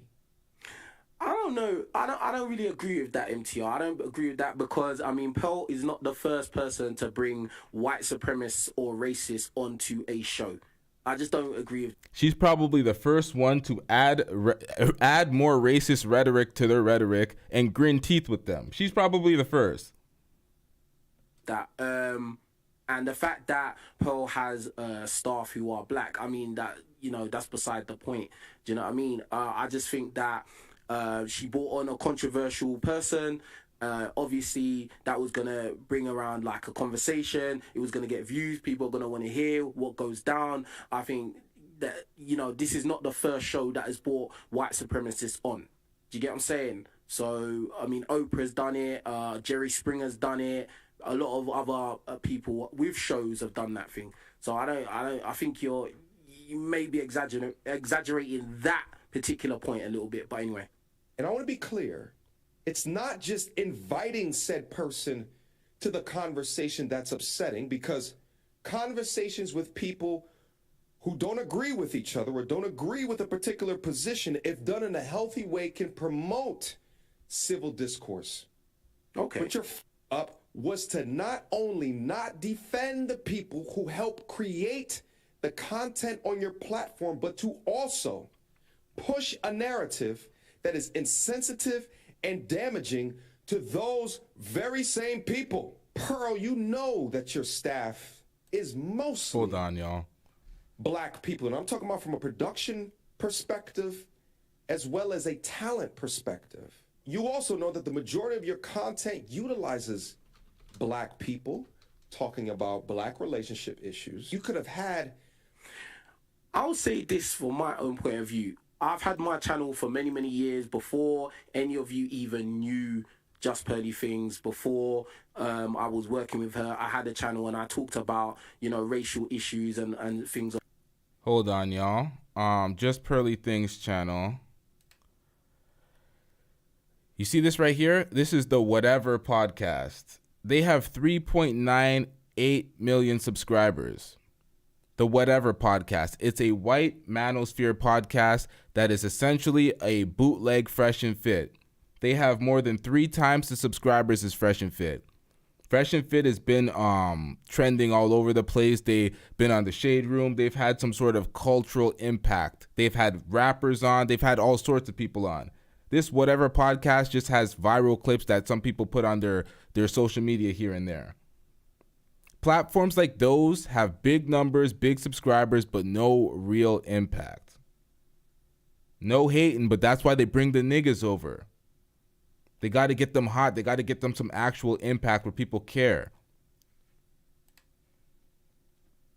That's why No Jumper did what it did. Of that nature, as well as, you know, the dating dynamics and, you know, men's self-improvement. So, you know, I just want to make that clear, because a lot of people, they're coming out and saying stuff along the lines of, oh yeah, you can't say nothing because Pearl's your boss and blah blah blah. I've always been able to say what I want on my channel, and that is just being consistent and constant. So I just want to make that clear. Black people sitting in the same room with this person in order to combat some of the hellacious things that were coming out of his mouth, or to have a different perspective that would have lent itself well to demonstrate the respect for the people that watch your content and that you employ. I don't think that your platform would be as big as what it is today if it wasn't for the essential utilization of black people, black relationship topics, and black talent. And the talent came from all over. When you include the likes of an Andrew Tate, all the way down to a Brittany Renner. And even from a content creator perspective, from me to a Melanie King, to a Sarah Garvey, to a King Richez, to an Auntie Jenny. So for those just unaware of what's been... Whose fault is that for y'all to pour into somebody's platform and build them up to the point where they can shit on you? Whose fault is that? That's all of y'all. Y'all need to be accountable for that and realize that y'all would never do this for a black woman. Y'all will reluctantly do this for a black man. That nigga needs to jump through all the hoops and prove it for you. But y'all just elevated and propelled this white woman, so y'all have to live with the results. Y'all didn't vet her. Y'all didn't know what she was about. Y'all just claiming she was oblivious to these things, but she's making these big actions. So it's like, come on, man. You can't blame oblivious, or you can't claim oblivious. Andrew Tate's half black. Going Tim on. Simmons, what up? Pearl has recently come under fire for these particular comments. I'm trying to get my Africans in America. My Africans. Oh gosh. I don't know why you had to do that, like that little, rewind 3 times. Like, I mean, Brett, like it sounds like you're trying to, push a narrative with that, and I kind of feel like that's a bit unfair because you know Pearl personally. Do you get what I'm saying? Like, you know her personally. You've had conversations with her. You've got to know her just as I've got to know her. You know she's not racist, bro. So, I think that putting that little repeating. We're gonna react to Flacco defending Adam 22, and y'all are gonna be like, this sounds similar to what we're hearing here, and it's gonna, if he had some insight to that situation, or he watched Flacco do the house nigga shuffle, if he's seen that happen, he would be like, okay, maybe I shouldn't do this. Maybe she should just defend herself. Maybe I should just go on to regular scheduled programming since I'm not her employee, right? And you could just continue doing what you're doing, right? You're your own boss, right? You don't even need to be doing this.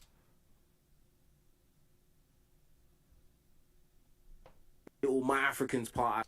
Oh yeah, he was angry that MTR's editing's on point. Man, if niggas can edit, though, stop fucking with these editors, man. We have powers out here. To me, that's a bit distasteful, but let's keep going.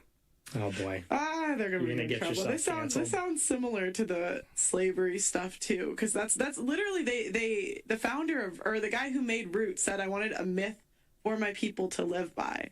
So they often, but that's what they do. Hold on, you said you've seen a recent video on Kevin Samuel's channel and it was run by a white guy.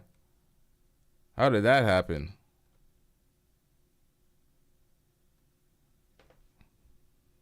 Is they embellish, and I'm not trying to say it wasn't horrible, it was. Right. But they want to make it like more horrible so that they can control people. Let me just stop it there, yeah? And I'm going to be very honest, like, and I told Pearl, and I checked Pearl on that myself, like, the next day. I was just like, that was a really, like, poor choice of words. I think that she didn't really understand that, yeah, you are saying that slavery was horrible, but when you say embellish, it kind of makes it out to be like it wasn't as bad as people think it is. And she understands that it was bad. Do you get what I'm saying? She said it was horrible, but when you add the embellish part. Peter Parker says the white guy was one of Kevin Samuel's close aides before his passing. He got his stamp of approval. He's good. Oh, okay. I'm thinking some random YouTube executive just took over his platform or some weird shit like that. It just it comes across as sour. Do you get what I'm saying? It's going to rub people the wrong way. It's going to make people have just a bad reaction towards what you're saying and towards you as personally. Do you get what I'm saying? Now, as I said, I know Pearl personally. I've been around her for a long time, and if she was racist, I wouldn't work with her. It doesn't matter what money or what deal we're in, I wouldn't work with her. At the end of the day, she does a lot of things, a lot of positive things for a lot. I think for some folks, they need the person to outright say and admit they're racist, or they have to hear them say nigger or something for them to actually believe they're racist. Their actions, everything about them, their code words, none of that shit, the things that they do, none of it will make them enlightened to the fact that that person may be racist or have some racial bias. They'll stay in denial.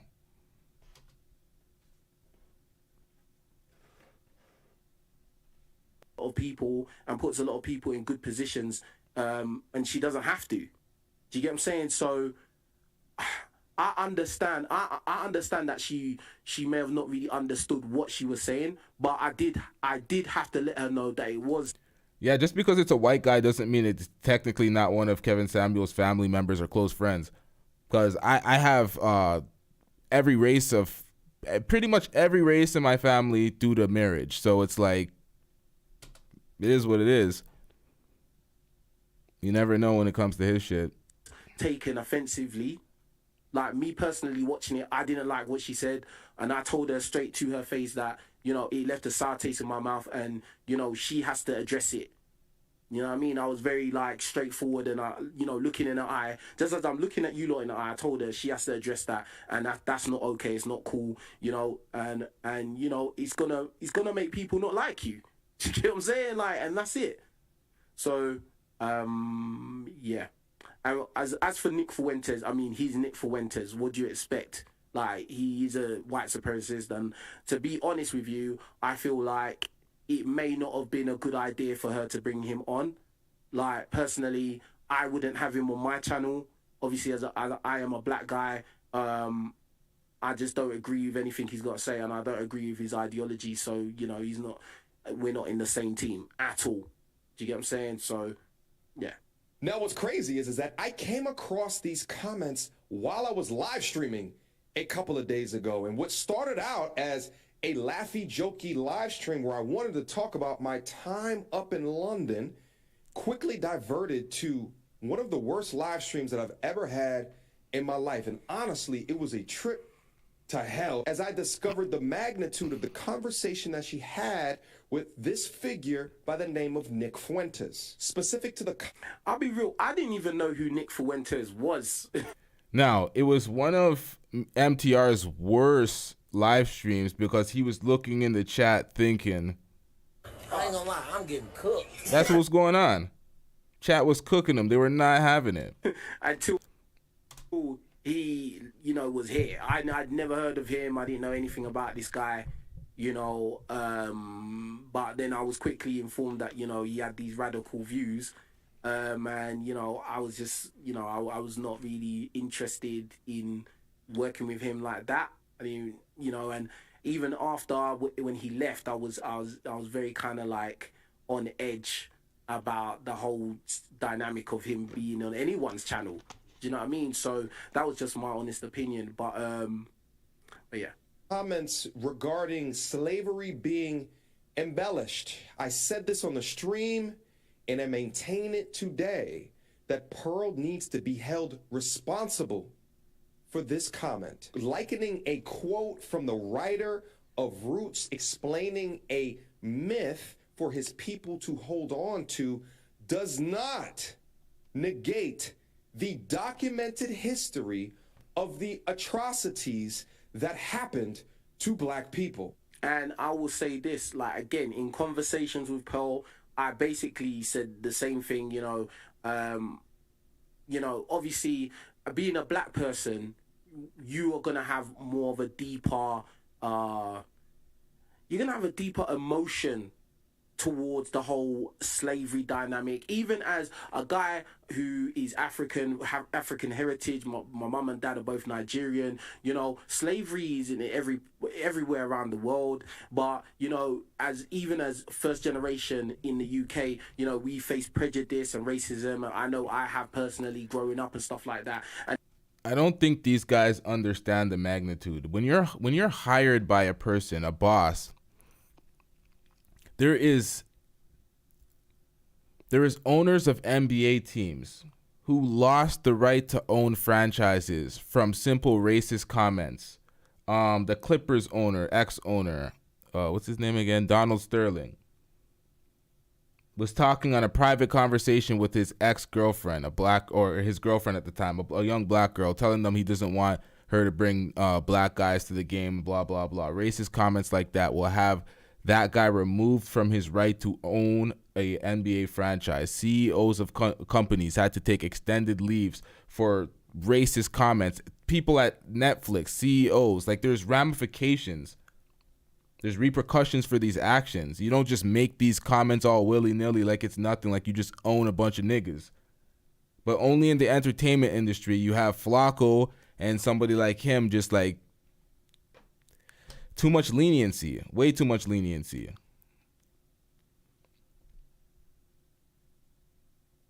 there's certain things that, or certain feelings and connotations that will come up if somebody who... Nah, because, Tim, there's a lot of, we're going to see it in this next panel coming up. There's a lot of black folks caping for her and defending her and saying that other black folks are sensitive because they're pretty much copying that Destiny rhetoric.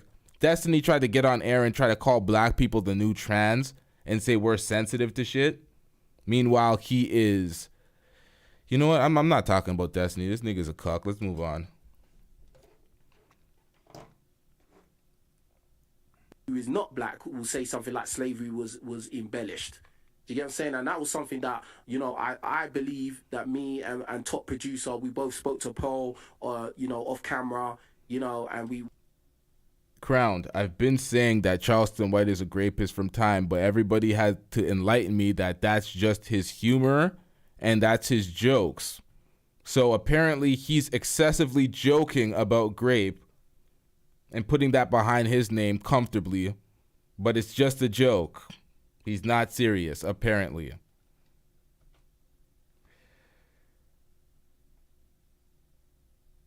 We made it very clear that, using the word slavery or saying the phrase slavery was embellished, it just is not, it's just not cool. Like, you can't be saying things like that. Do you get what I'm saying? Like, slavery was a horrible, tragic, disgraceful period in history, which happened specifically to, when it's specifically happened in the transatlantic slave trade. And it was a disgusting era in human history. Do you get what I'm saying? So, like, she's explained to me, or explained to us as a team, as a network, what she meant by that comment. And I honestly, again, I will say, Pearl is not racist. She used a poor choice of words, and I believe we have checked her on it. We spoke to her directly without holding back and stuff like that. It's not some situation where, oh my God, Pearl's the boss and she's the slave owner and we have to all be shaking in our boots. Like, it's absolutely not like that at all. That is it.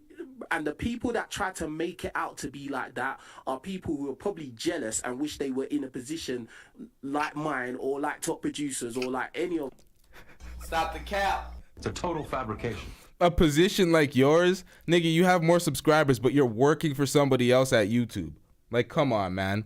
I would have just taken an editor job or continued shooting music videos for somebody. Like, come on, like, Nick, come on, man. What are we doing out here? Jealous of somebody that's working for somebody? Those are the people that are calling you out? Because we're doing well. That's what I honestly believe. But anyway, let's carry on. And I'd argue that Roots was a light depiction of the savagery that my forefathers had to go through to ensure that I would be here today. But let me explain a little bit further how thoroughly that this actually is, because for me it comes down to a question of ethics. You're interviewing a known Nazi sympathizer. He has to stop saying that because you were watching the interview and you had no problem with it until you found out she said some negative shit. So it's not about the interview with the man, it's about what she said, is it not? Or am I confused? And an anti-black creator and not offering any pushbacks whatsoever. And I agree with him there. I think that apart from just like the mistake of bringing on Nick Fuentes, which in my opinion, I think that was a mistake on Pearl's part. Obviously it's up to her discretion, whoever she wants to bring on her channel, Tim, do you know why so much of these people that have so many subs they still don't want to be their own boss? It's because your sub count really doesn't matter if you're not putting out consistent amount of content that's doing retention and making you money, because you have people like Spoken Reasons, who has over like 2 million subs, who's getting absolutely sabotaged by the algorithm. He puts out something, it does 0 views. I don't know if he's being sabotaged by the algorithm, but some people have a lot of subs, and if they don't have the content behind it, the subs don't mean anything. And if your channel's not booming and popping like that, your sub count don't mean anything. Like, certain people will have a lot of live viewers watching the show, but they will get no views after the show's done.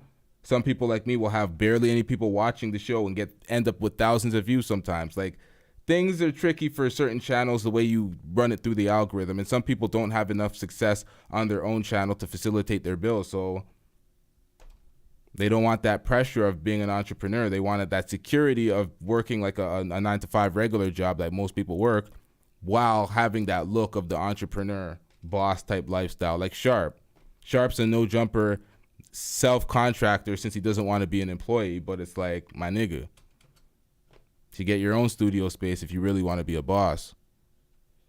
It's her channel, she's grown it, she's worked hard on it, she can do whatever she wants, right? And nobody can tell her who she can't bring on her channel, right? But in my opinion, I feel like that particular personality was not he just wasn't a good guest. He was not somebody that should be given a platform like that. That's just my personal opinion. And also, just like what MTR was saying, there was no like black representative. All right, this is rough, y'all. Y'all can see this on King Rich's channel. I've kind of lost interest in this reaction part of this, so let's move this forward. Let's get into, hold on, I want to get into this part where he sabotages the black creators, and then we'll move on to the next part where Pearl's getting interrogated by a panel full of niggas. Full accountability. For those of you guys that have followed my platform for a long time, do understand that I've selected, at least I thought I've selected with a fine-tooth comb who I have chosen to work with. And you guys already... But bro, the thing is, everybody says things wrong. Everybody makes mistakes, bro. Like, at the end of the day, again, I'm not, caping. I'm not simping. Yeah, I'm not trying to, cover up people's mistakes or try to make out something it's not. No, I think that she did mess up by bringing Nick Fuentes, and I do think she messed up by saying slavery was embellished. She may agree or disagree. But at the end of the day, everybody F's up sometimes. Nobody is 10-10 perfect all of the time. So for now, especially when you know this, Pearl, now you're like, I disavow and excommunicate. It can take you 50 years to build up a quality reputation. It would only take 5 seconds to ruin it. And people don't understand that. They want all sorts of second and third chances. Sometimes when you know who somebody is, you kind of make up your mind. But it is what it is. I'm not telling people to. I'm not out here to free people. Do what you want to do, nigga. I don't want people to misinterpret this and think I'm trying to make sure this nigga walks away on some B1 shit. He has to be B1 as well. Like, nah, you can do whatever you want to do, nigga. Like, nobody cares. Let's get back into this. Ricardo and all of this, and I thought I knew who this person. But it's kind of weird, and especially for the fact that you've had conversations with this person off, behind the camera as well. It's kind of like, I don't know. Or as I was saying, let's just start talking about right here. We put up on Jump Street. I want you guys to go check out and follow the following. Nah, man, I'm not trying to hear. Now he wants to start talking about other female, like, bro. I'm not really interested about other one. I can take it off the screen, man. Let me just say my bit, bro. Yeah, so that's when he was shouting out the black women content creators. This nigga was not having it at all. Allegiance to Pearl. Let's get into Pearl in this interview. Yikes, this is going to be a late night, y'all. Let's get it. Know who everybody is. If you would like to join us, we've invited others to join us tonight. You're welcome to do that. I'm also going to be reading the super chats. So let me go to somebody who hasn't really spoken. Peter Parker with saying people talking about American slavery like that's the only slavery that existed. Not disrespect the Caribbean, Latin America, Africa had theirs far worse too. Whoa, the slavery topic is just not about y'all. I'm not gonna compare who had it worse, but there was slavery even in Africa. There was that whole slave island that man, I seen a video about that too. That was crazy. Slavery in Africa, slavery in South America, slavery in the Caribbean. Slavery in America. We're all descendants of slaves. Just some people got to keep countries and islands like Jamaica. But, we're all descendants of slaves. That's why the reparation talk is kind of tricky. But y'all already know my views on reparations. Let's get into this Pearly Things video. At least on this channel, I want to get her thoughts on this. Auntie Jenny, thank you so much for taking your time out to join us and your thoughts about all this. Only 4 questions. Keep it short. My thoughts. But this one does have a beat. I just thought she said some things that she wasn't qualified to speak about. And you don't take private jokes outside because they always get misconstrued. Like the black people's time and African time and things like that. I just think that if you're not qualified enough, and normally she's a stats girl, she's all into her stats and everything, but when it comes to slavery and things like that, if you don't know, don't talk about it. And if she was racist, I wouldn't work for her, wouldn't work with her, and I wouldn't have anything to do with her. I see. Now that's Auntie Jenny. That's an older black woman that works for the platform or works with Just Pearly Things. Just Pearly Things set up their their partnerships are a lot different. Everybody has their own channel, but they work within her studio. So I think it's a lot more favorable to them than a No Jumper is, because the Sharp Tank is on No Jumper. That's Sharp's channel or Sharp's podcast. While King Richez keeps all the content on his channel, Auntie Jenny keeps all the content on their channel. I think they have a good, favorable system for them. I know they're not trying to fuck this shit up. Let's keep it a stack, man.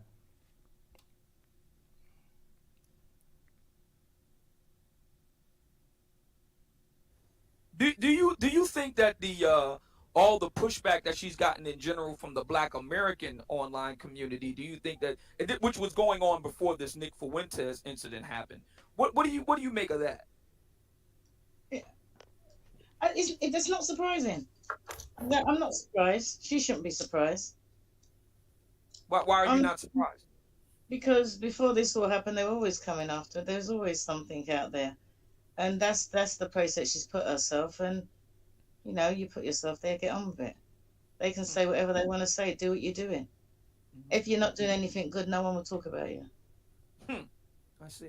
Let me go to E Black. E Black, you're on the air. Obsidian Radio. Go right ahead. You're on the air with Just Pearly Things, and I suspect that you have some pointed questions you would like to ask. Go right ahead.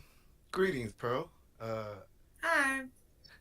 My issue mainly was I did want an apology, so I do thank you for at least doing that. I do want to talk about the optics of 2 younger whites continuing white supremacist talking points. And are you saying sorry because it is backfiring to your audience, or are you just saying sorry because it's the right thing to do? Because I want you to understand that you're in the entertainment industry, but it's a unique industry that men are looking for help.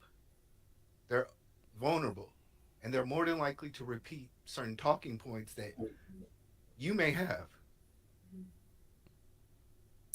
I was saying sorry because I regret not preparing better for that, and I regret some of the things I said in that interview.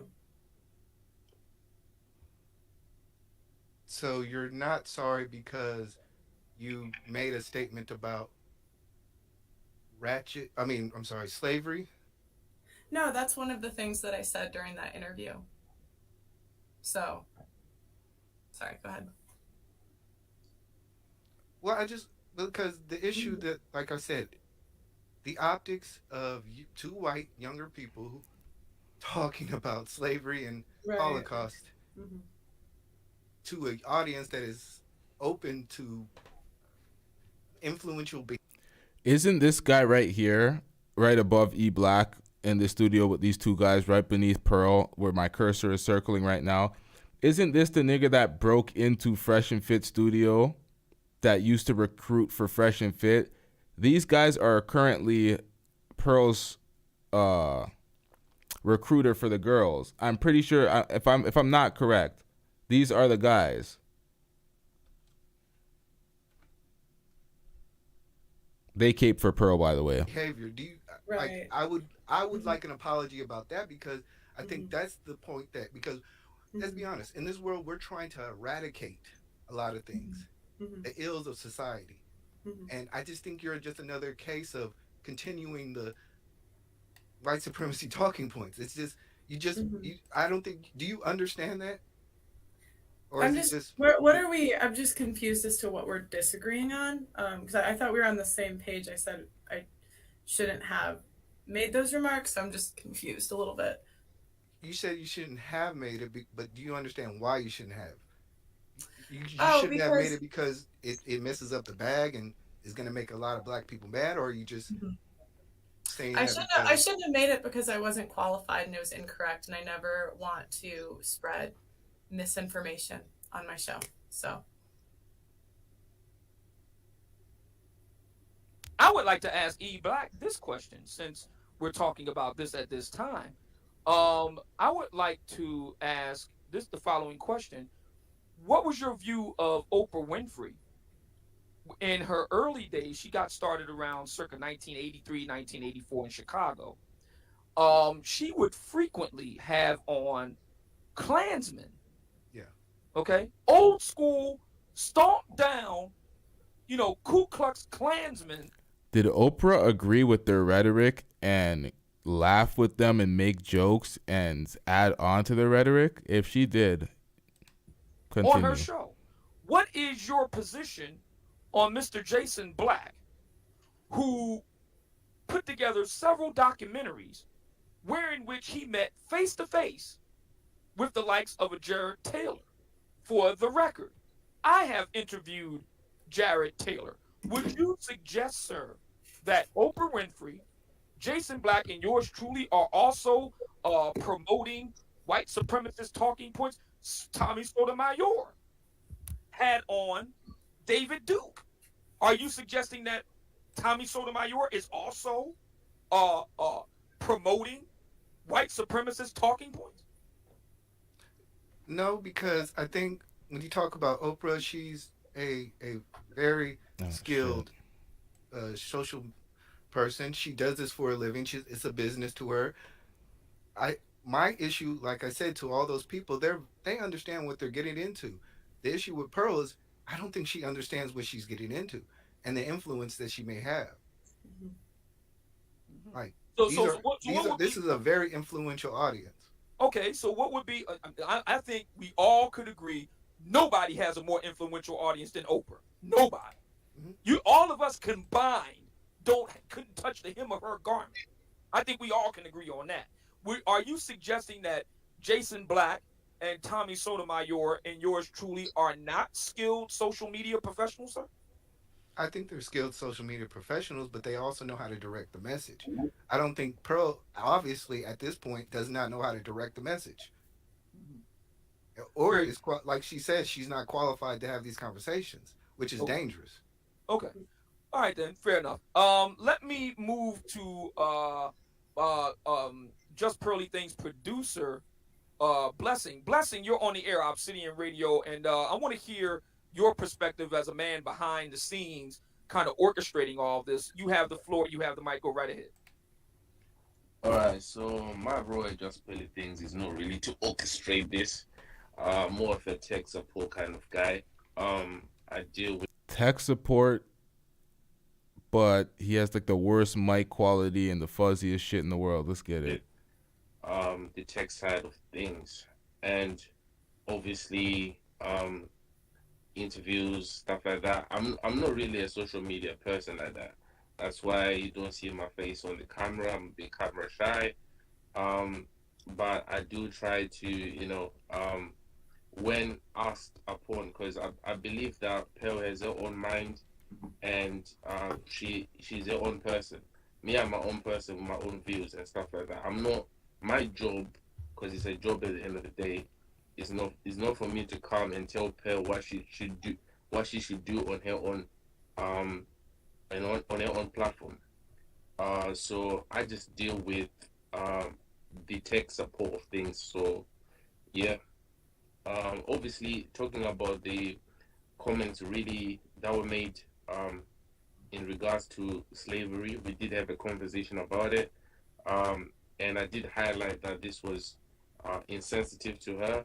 She did apologize in terms of how it came across and how she felt about it as well, and as a person who is, I'm not really a political expert or a relationship expert. Before this, actually, I wasn't even involved in the red pill space. I was doing entertainment stuff on the side. So, in terms of my opinion on these kind of topics, it's kind of not really needed. And then it comes on where people are saying that you are tap dancing, or Y'all still giving her clout. We know how they feel about, or they know they. Wait, hold on. Y'all still giving her clout. We know they feel about. Okay, that's what you said. Man, I have a fraction of the subscribers that she has, so it is what it is, man.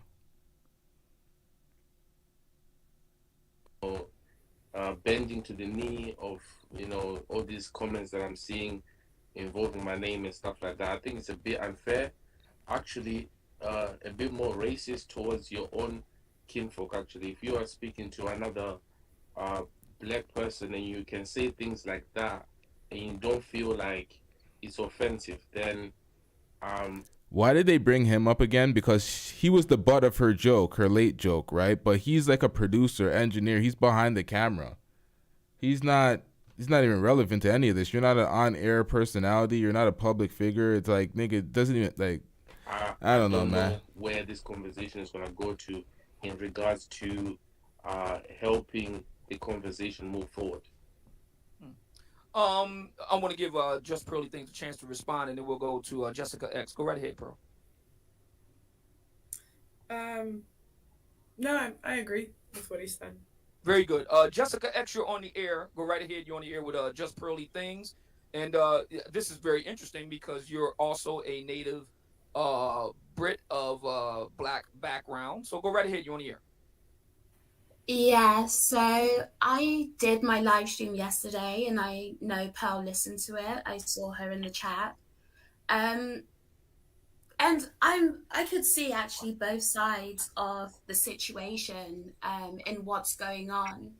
But I do have to say that even in this interview so far, Pearl, and the first thing I said in my show was that you should not have spoken on this issue.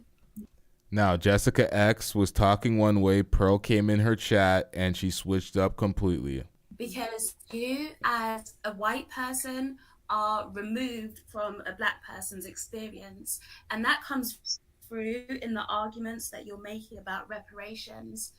You say that it's not fair for white people today to pay for, the sins of their forefathers, of their ancestors.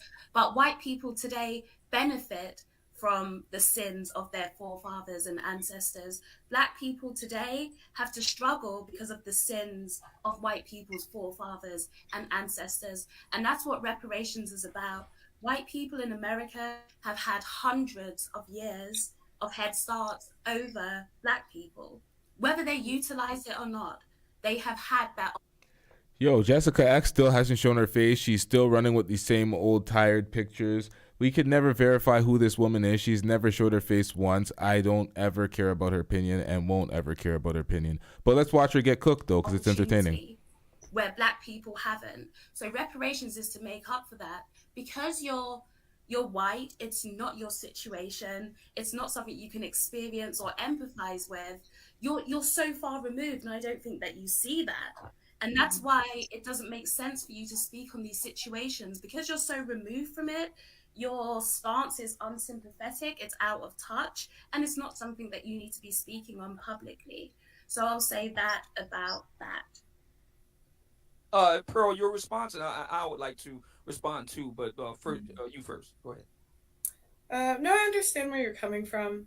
Yeah, I agree. I shouldn't really talk about that stuff. So. Yeah. Okay. Yeah. Yeah. It's not simply left that way. Well, I would say this, Jessica. I accept your premise that Pearl is not qualified to discuss this. As a native-born Black American who can trace his lineage back to before the Civil War, I can say that you may be on thin ice on this in this regard as well. Professor Glenn Lowry, born in Chicago, a graduate of Northwestern University and MIT, one of the youngest tenured professors at Harvard University that's black ever, holding forth now at Brown University, also is against reparations. Are you familiar with that, Jessica? It doesn't matter, Obsidian. That's besides my point, whether Professor Brown is against reparations. Professor Lowry. Professor Lowry is entitled to his opinion, and black people have different stances on the reparations. But again, it's something that you experience, and it's part of what you know. It's external to Pearl. It's alien. And I get what you're saying in terms of me skating on thin ice, and I acknowledge that. I acknowledged that in my live stream yesterday, and I challenge you to find where I've given my stance on slavery and reparations. The furthest I go is that I think black people deserve reparations, and I'm saying that as somebody that has black in me, right? People are quick to disqualify the black. Do y'all not think that this panel is absolutely ridiculous? This entire show, after she did something like this, all these guys just, oh, I'm gonna bring this back to my channel for some clips. It's like, does people actually care about these things, or is it just all for content? Because it seems like everybody's stretching it for the most content possible. That's all I see. It is what it is, man. It's part of the game. Brit experience or the black Brit stance on slavery, but you have to remember a sizable amount of our population here is Caribbean, who are also descendants of slavery. And I have no problem with the Caribbean case for reparations. I have nothing to say about it, as I'm not Caribbean and have not studied the matter to any degree. My only point in pointing out Professor Glenn Lowry, number one, I've actually interviewed him on this channel, and we talked about the reparations issue, and he said on this channel why he was against reparations, and part of the reason was the same as Pearl. His position was, are we going to make whites, the vast majority of whom, by the way, got here after slavery ended, pay for those who did engage in it and others? So I'm just pointing out that Pearl is not unique along racial lines for taking an anti-reparations stance. That was my only point. Let me go to Authentic Alphas. They've been waiting very patiently. I want to give them a chance to jump in. Authentic Alphas, you're on the air with Just Pearly Things. What's going on? It is Authentic Alphas. Man, I knew these are the same guys from Fresh and Fit. This guy actually turned out to be a male stripper. So he gets cooked in this stream, and they laugh at him. And at one point, even I pop up in the chat section and throw the rainbows in laughing at him. This nigga's a male stripper. Let's get into this. Pause. Man, shout out to the chat. Shout out to everybody that's on the panel. Obsidian, we want to let you know we do value and appreciate what you've done for the Black YouTube community. Thank you.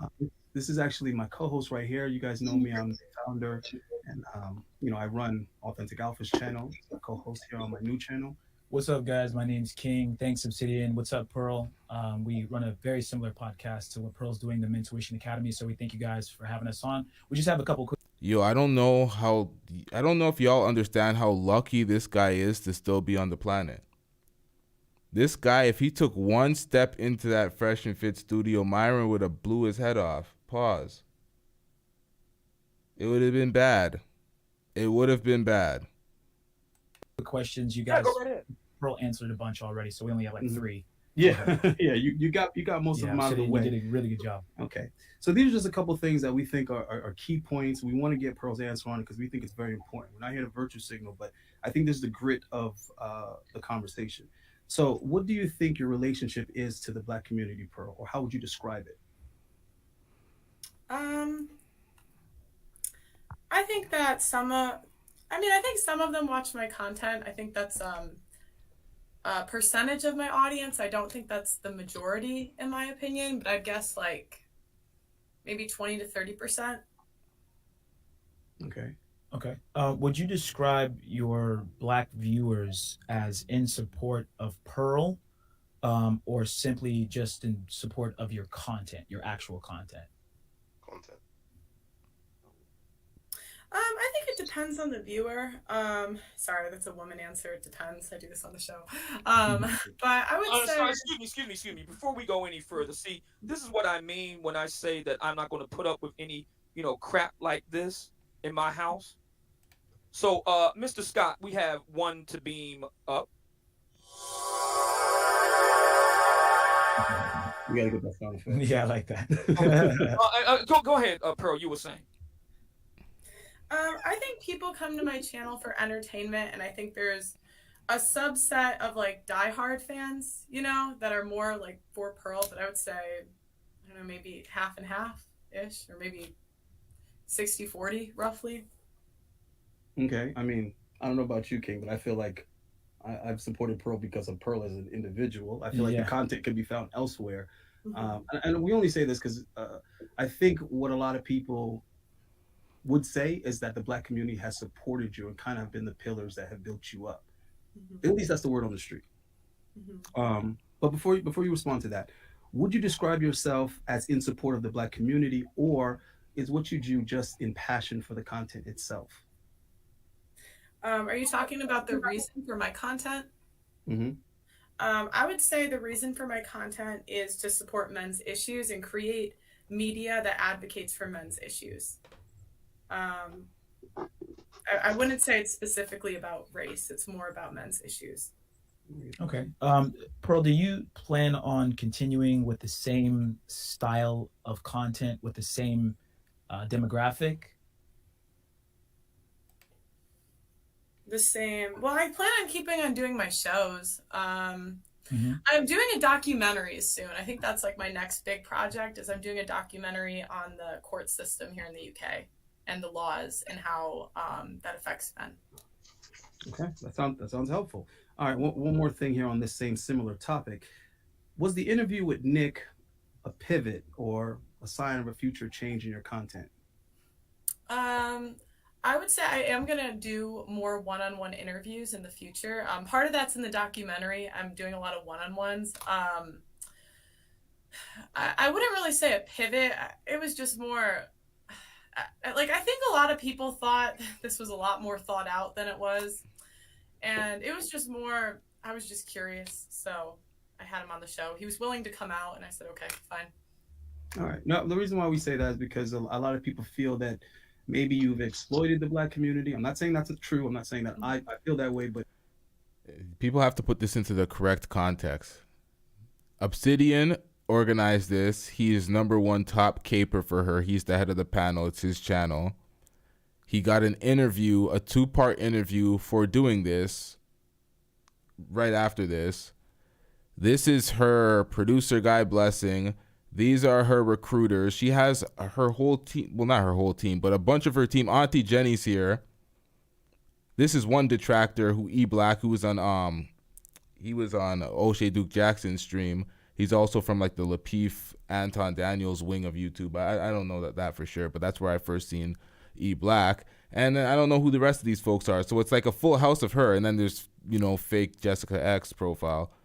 Well, the real Jessica X profile, but she's a catfish, so there's that. So that's it, man. Talking to a lot of people, they feel that you've somewhat manipulated or somehow exploited the Black community for their support. And now you're trying to kind of pivot to a more, what would you say, conservative or more? She didn't exploit the Black community. Y'all allowed her to walk all up in here and everybody worshipped her and gave her that special treatment. So everybody needs to be accountable for where she's at if they're hating at for her. If they're hating on her for her position, they got to be accountable because they propelled her. Can't be mad at her. Be mad at yourself. Pro-white audience. What would you say that? I think I've been conservative the whole time. So I think me being a conservative, like, you know how long I've been doing, and I'm not trying to bring like a whole nother issue into this, but like pro-life stuff. Like I've been doing that for, I don't know, since I started. So I don't think me being conservative is let me tell you, and every issue is. Y'all can go check this out at Obsidian's channel. I'm actually we're gonna wrap up this live stream soon. There's a lot to this, and I'm not trying to react to all of this.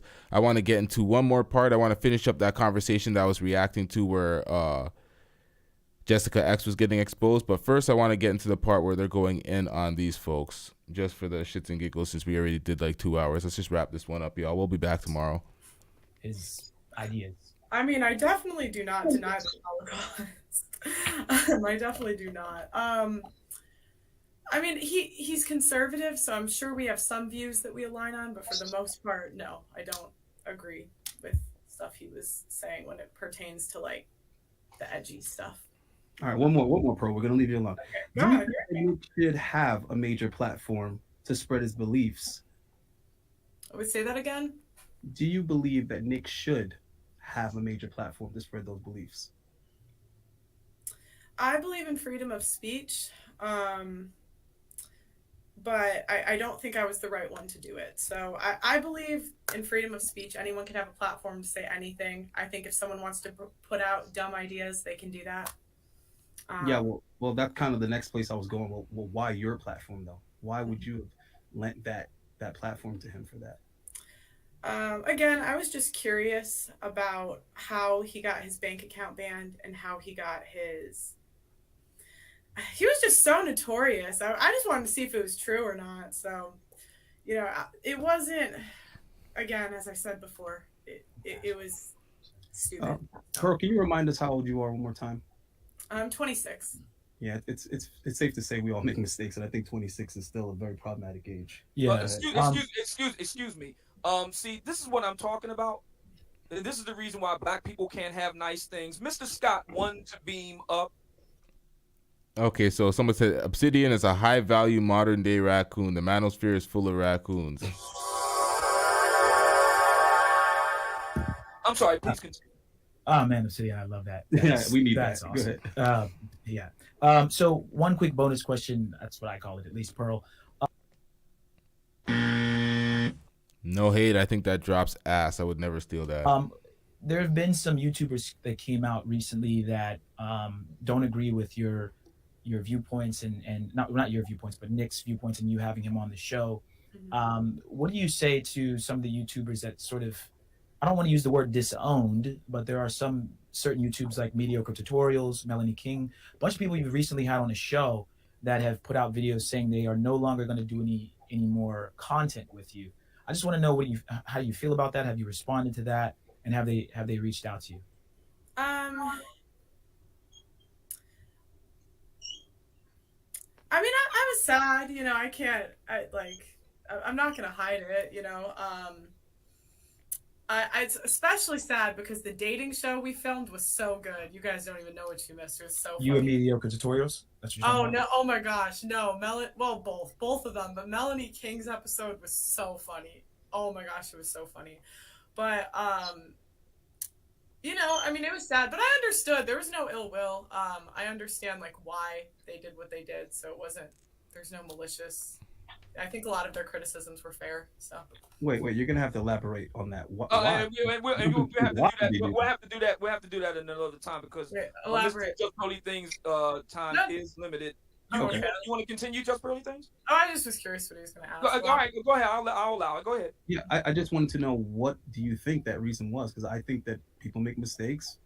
Fellow YouTubers, content creators, we make mistakes. I don't think it's a reason to stop working with someone or distance yourself to that degree. So why do you think their reason is? I think it was because I didn't address it at the time.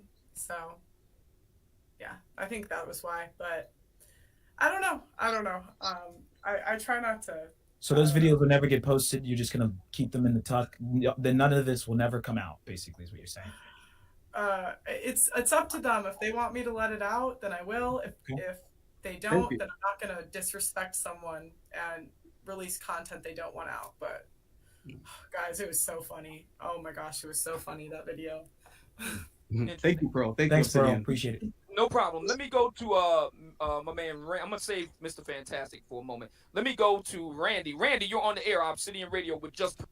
All right, so I actually have no idea where these guys are getting cooked. I thought it was around the corner. Grandmaster Flash. I have reparations in that sense. Because all these guys ask her questions. Y'all can see it on Obsidian's channel. We wrapping this up shortly, so I want to get into the juice before we wrap this up. This subject, it doesn't. I don't agree with them, but It has to be much later in I don't know. this. Maybe, my first viral video was reacting to Jordan. I'm Good. kind of cool.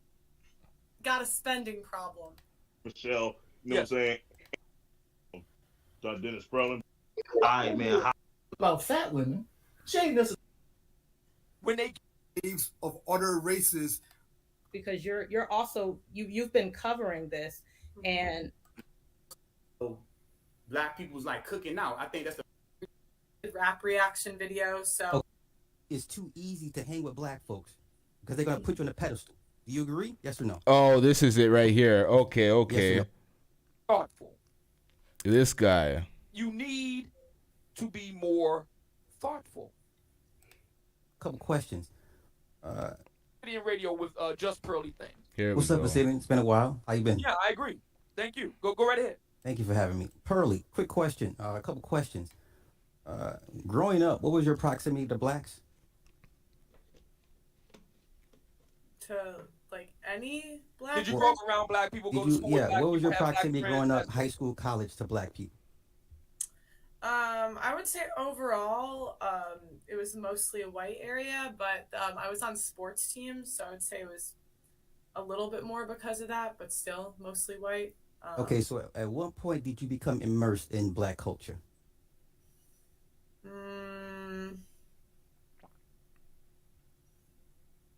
Like immersed completely, probably not till I got to London. But I would say before that, maybe like different sports teams.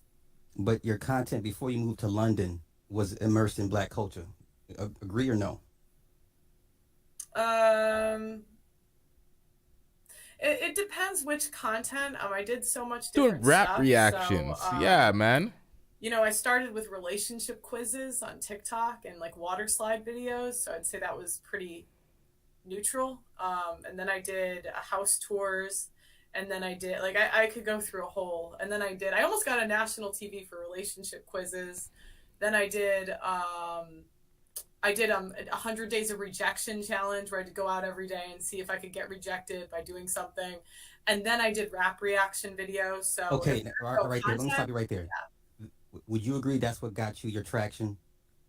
Doing a rap video covering? No, well, no, because it all depends, right? So I got because I'm not trying to give you I have to give you a nuanced answer. I don't know. I don't need a long-winded answer. I'm going somewhere with this. So basically, roughly 5-6 years ago, you just became immersed in black culture, correct? I don't know. Okay, that's fair enough. Okay. Are you afraid of competition? Content. What? Oh, sorry. Am I afraid of competition? No. Regarding your content, are you afraid of competition? No. Okay. If it's just between me and you, would you admit like the content you cover with black folk, you kind of slum it a bit, hanging out with the blacks because it's an easy grift? Yes or no? Would you ever say that? Would you agree to that? Would you believe that someone could see that? No, I don't agree with that. Okay, so you don't think your content with black people, with these low level questions and topics, you don't think it's a quick fix, a quick lick? No. Okay. Given everything you've heard, you've answered these questions for the last 4 or 5 hours. Do you believe that black folks are extremely forgiving to white people? Yup. I don't know. So every black man that came before you today, you don't think in the back of your mind, geez, I can pretty much say anything to black people about black people, and as long as I come here and say I'm sorry, they'll forgive me. Do you believe that at all? Or would you even admit to that? That certainly was not a thought. But is it a thought now? Now that I heard you say it, I thought it when I had to listen to it, but before that, no. So you're gonna walk away from this not thinking I could pretty much say anything to my black constituents and they'll forgive me, and I can get away with pretty much murder. You won't think that moving forward? No. I I would think, oh my gosh, this is bad. Okay, Crazy. final question. Okay. My final question. We get up out of here. So, will you continue to do content featuring Black people, solely Black people? It will be a mix of people. Anyone that wants to come on the show, reach out to my recruiters. I hear you saying that, but the majority of the people that come to you are Black people. Okay. So what I'm saying is, because you made a point about pivoting. Because I personally want you to pivot away to show everybody how foolish they are, but I don't think you will do it because the money is too easy to hang with Black folks because they're gonna put you on a pedestal. Do you agree? Yes or no? That they put me on a pedestal? No. So you don't believe these people put you on a pedestal? I would say if they did, they would not have been videos made about me the last like 5 days. That's a nothing burger. That's a nothing burger because out of the last, you know, maybe to you, but it actually affected me a lot. So maybe to you it's nothing, but no, that affected me a lot. Okay, well I guess that's it. Oh, my final thing. The buff dude, the guy that dances for gay men or the gay stripper. What is your issue? Because I see you shaking your head. I don't know what is this. What'd you call me? I'm the buff gay dude. But don't you dance for men? No, I'm an entertainer. I No, dance. nigga, but Pause. Knows he can have it. Pause. You see what I do when I got the rock. Pause. Let me just put this in real quick. This is Daniel, by the way. All right, we had to hit the super pause while this guy tries to backwards explain his way out of the zest. All right, you're an entertainer. You're a strip nigga. Stop it. You strip for men. You fish. Let's get it. Dance for men, yes Pause. or no? No, I dance. I don't even know why. We want to hear from you. You dance for men. We can get into it. Let's get into it. I don't dance for men for a living. I do a multitude of things. But okay, I'm off you. I'm off you. And no. You open up the discussion. Let's talk about it, brother. No. I just had a question. No. I just had a question. I'm good. The actual question, I'm going to go ahead and respond. With a man that dances for men, I have no issue. I see what you're trying to do with this. Are you going to let me answer the question, or I'm good? No, that's okay. I don't want you to answer my question. I don't. So then why'd you ask the question? No, I just because I saw you shaking your head. He asked the question. He already knew the answer. He didn't even need the confirmation. This nigga was like, I've seen him do it. Sexuality. What's okay, going on? Bro, listen. Bro, you asked the question. Can I answer the question or not? Living your best life dancing for men. I got. I see you keep on saying that. God bless you. You're being really lazy right now. So you asked me a question. I'm gonna get out of here. here. Let me answer the question. No, it's okay. You were just trying to back her into a corner. Try to back me into the corner. Just let him answer the question. I'd like to hear what he has to say. We're interested. We're interested in the answer. I'm good. It's not just you. We'd like to hear what he has to say. Go ahead. You done? Okay. So the same way that Pearl is not selecting Black people to be on her show. Oh. See how that worked. The same way Pearl is not singling out Black people to come on her show, and she's asked me to recruit people for her show, and she's never specified that they be Black. She actually just asked that they would disagree with her views so that it would be an entertaining dialogue. Much like as an entertainer, I don't discriminate who I'm booked for. If I'm a model, I don't discriminate what publication, what photographer, so on and so forth. My contract looks the same whether I'm dancing for women or I'm dancing for men. Now, ladies and gentlemen, this is that's a personal choice. I chose not to discriminate people in the business world. I'm also an artist. I paint paintings. I have many Black women come on my social medias and tell me, all you paint is white bitches. And you know what my response to that is? I'm a commissioned artist. I paint what and who I'm paid to paint. So instead of coming in here and accusing me of only painting white bitches, why don't you come on here and support a Black artist and commission a painting? So are you actually suggesting that Black people actually put up instead of shut up? So that's where that's clearly not my drop. I was trying to go. That's where I've been trying to go with the last thing that I wanted to say to Pearl before I leave. So white women are paying me to do events and performances, bachelorette parties, Latin women of all different descents. So why can't you just stick to the women? So you're gay for pay.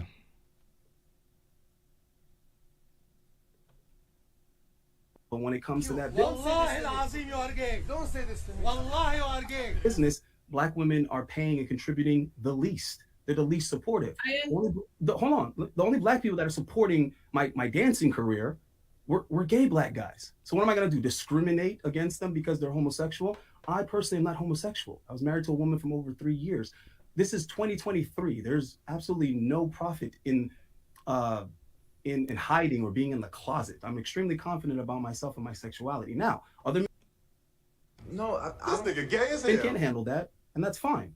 To me, that's not something to argue back and forth with. If you're homophobic or if you want to avoid that community, that's fine. I don't look at that as shots fired at me.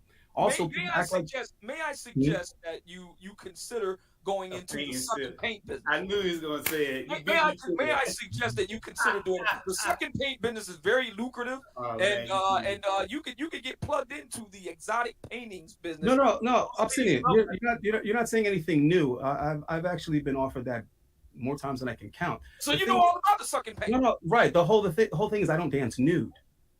So I don't put the sexual component with performing, just like I don't put the sexual component with modeling.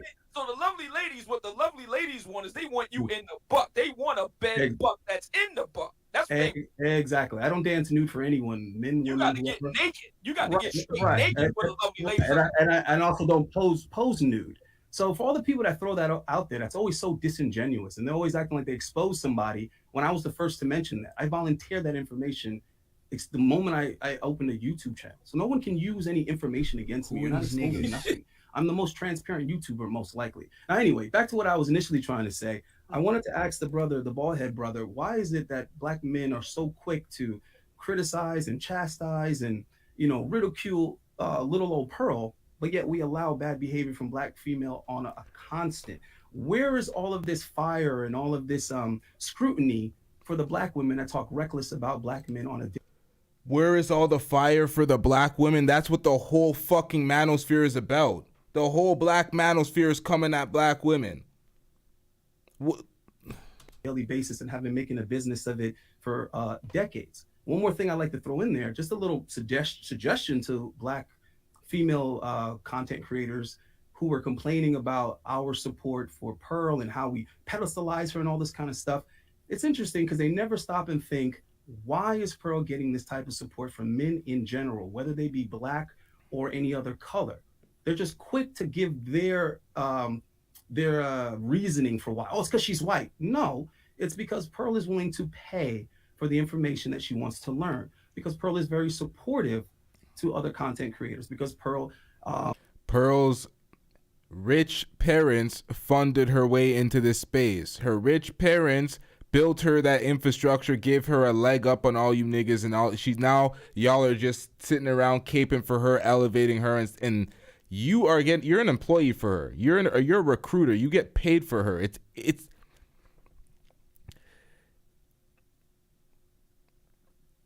in his best interest to take this position, and there's no way around that. You don't want her to fall off. You don't want people to not go to her platform. You don't want the black women thinking she's racist and lose that base. You don't want that. You're the recruiter. Anybody can see right through that. Why couldn't she stand on a panel by herself and speak to the people? She needs all these guard dogs. When does black women ever have all these black men standing up for her on a panel, but these niggas talking about, oh, man, move that shit, man. Hold on, y'all. Slight delay. Is respectful and admires other content creators. She also is very feminine in how she operates and deals with people. Here she is apologizing for things that might have been taken out of context, for things that might have offended people. Now, where's this multitude of black women that are... This gets seen as hating, but people don't understand the business. Like, she hires people to create the thumbnails, edit the clips, do the video editing, the audio editing, all that stuff, hires the recruiters. It's not like most of us have built this with our built it straight out the mud, our own hard work. Some people have investors, but most people have built it out the mud. She has rich parents. She has a massive leg up, and we all give her this credit. Oh, like, she's a hard worker. She's doing X, Y, and Z. She has an advantage that most content creators do not have. So the credit needs to be rolled back a little bit. It's not hating. It's putting it into the proper perspective. It's much difficult for an independent creator like myself who has to do all of that work themselves, because you got to build up yourself to be able to employ people. Until you're at that level, like Fresh and Fit employ people. But it took them a long time. They had to build with that same four people, that same group, that core group, until they had enough money to God damn it, it's late. I'm running out of my vocabulary is running thin. They had enough money to hire a third party to do those things. This is almost done. Let's wrap this up. Are coming out apologizing for offensive things that they've said or done. I don't see them. So this is not me being against black women. I'm just pointing out the very distinct difference in the behavior and their lack of reasoning as to why Pearl is getting a certain type of treatment.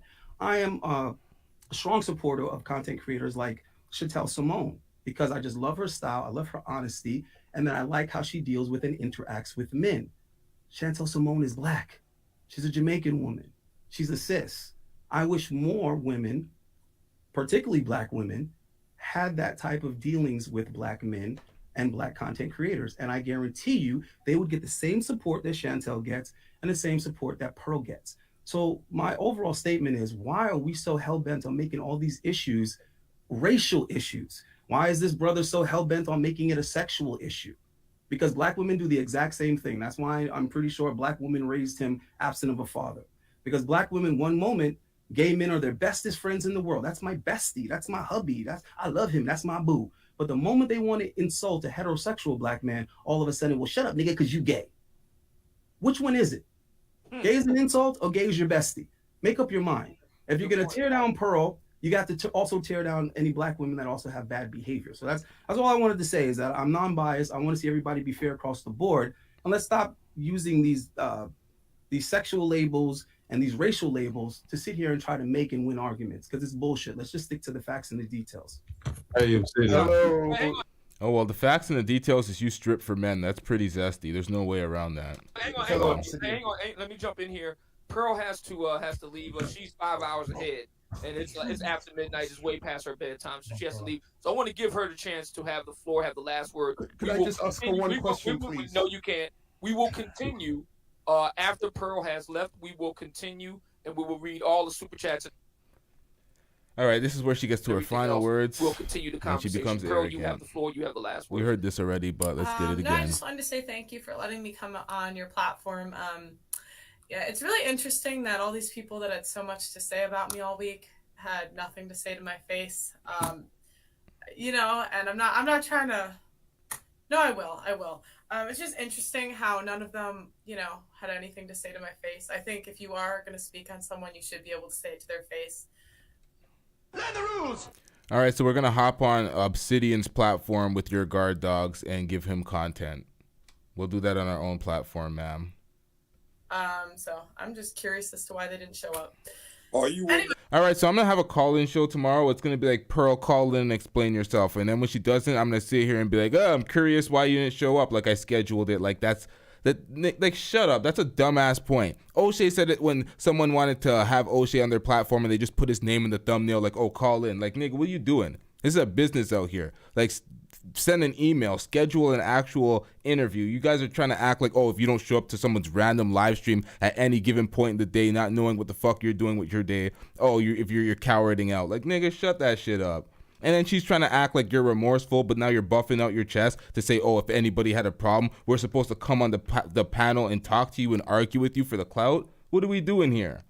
We identify you as what we think you are, and we don't fuck with that. But most people didn't really fuck with her on my channel anyway to begin with, so we don't really care. Go to a platform to talk to them. Another platform. But if they don't feel comfortable talking to you here, are you willing to go to another platform? I'm not building anybody's platform. Come over here if you want to have a conversation. We'll get just as much views talking about you as talking to you. And this whole say it to your face, you're a woman. Like this whole say it to your face over the internet, a woman behind the screen. What is the fear factor of not saying it to your, like this makes no sense. It makes no sense. A swing and a miss. Absolute swing and a miss. That's what you call winning. A nigga's nuts in your face.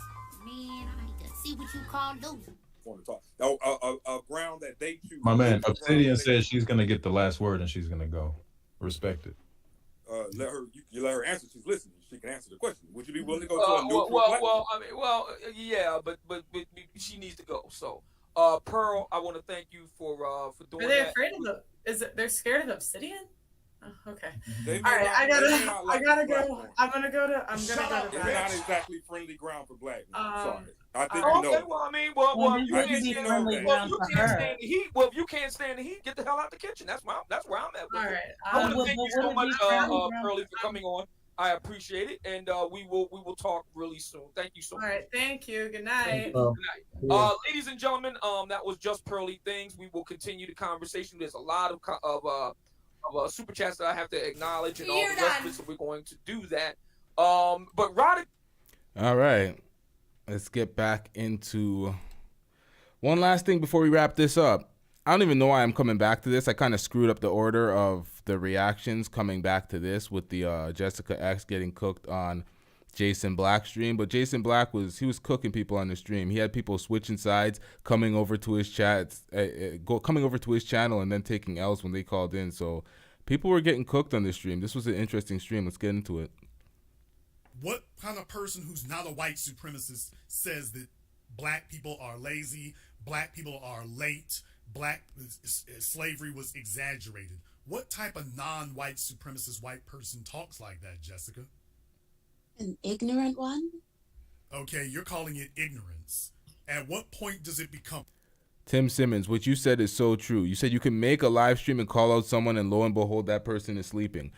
Pearl was in the UK. I'm currently in Toronto. O'Shea was in Uganda. So when the people are making these live streams and trying to make people call, it's like people are in a different parts of the world. Racism.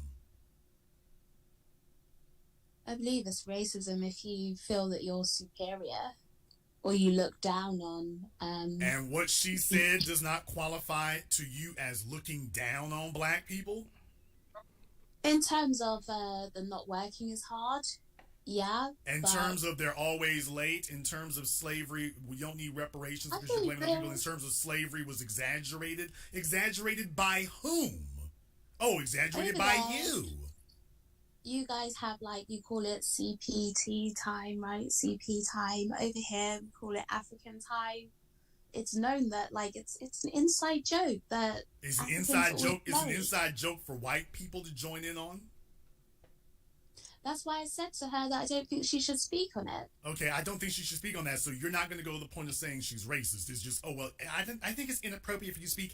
It's just a joke, so you don't take actual offense to it, not on a racial standpoint. In terms of the being late. She's literally sitting up here using code words to call you nigga, and you sitting up here trying to be an apologist and explain it away. That's dangerous. That's dangerous. When we talk about the dangers of the tether class, this is what we mean right here. She's literally sitting up here trying to explain away. This white supremacist is using all the words, and she's sitting. FSC says, do you think Pearl is a white supremacist or racist, or is she just ignorant? I think that she is disrespectful to the point where she would be considered racist because she made racist comments and she's clearly disrespectful. She clearly has a lack of respect for black people, American blacks. It's just overall disrespect. Some people will be like, that's racist because, man, you can consider it racist. I'm not going to come and cape for her. It's up to her to prove it otherwise because it seems like she doesn't care. She's like, she says you can make bad, like she doesn't believe in, she believes in freedom of speech, which I believe in freedom of speech. Like bad thoughts can be challenged with good thoughts, but there's a difference between a bad thought and a straight up racist thought. So if you're having racist thoughts while employing a bevy of black people and work, you're very disrespectful. You know that your dollar controls them, so you can pretty much slave these motherfuckers, and you know which ones to choose. Just like Adam 22 knew which one to keep in the Flacco. Flacco's his permanent guard dog. He knew which one to keep around. He knew which one he can house nigga, but it is what it is. Well, it's not racist. It's ignorant. Ignorant means that a person doesn't know what they're doing, Jessica. And she knew what she was doing. She's like, I'm going to get shit for this, but oh wells, here goes. No respect for your community. So you're saying that she said all of that, but she doesn't actually understand its racial and historical context? I mean, someone can. Anybody that would minimize slavery and say it was overblown, overrepresented, or anybody that's a Holocaust denier, that's a racist person and an anti-Semite. There's no way to spin that. She didn't say the anti-Semitic things. Nick Fuentes did, but she said the racist things about black folks. So they both have to hold their L on that one. There's no escaping that. Think that they're right and be ignorant at the same Jessica, time. are you saying that Pearly did not understand the racial and historical context of what she was saying? No, I think she did. And for everybody that's saying she apologized, it should be okay. She apologized a week later because she's seen all the damage it was doing to her brand. She even admitted that she said that this was doing damage to her brand. The apology was capped because you've seen her attitude after about, oh, people need to come and take me on, blah, blah, blah. You scared of Obsidian? That shit was disingenuous as fuck. So she's just doing it for the look. And really and truly, I don't think she cares. It's right. Okay, then how is that? You can't be ignorant and understanding. No, but it's like you can still think that you're right, but be yes, ignorant. but what you can't be is both ignorant and understanding. This has nothing to do with whether you think you're right. You just said that she understands the racial and historical context of her words. At that point, you can no longer argue ignorance. Now, you can say the person's in error, but you can't argue that they're ignorant.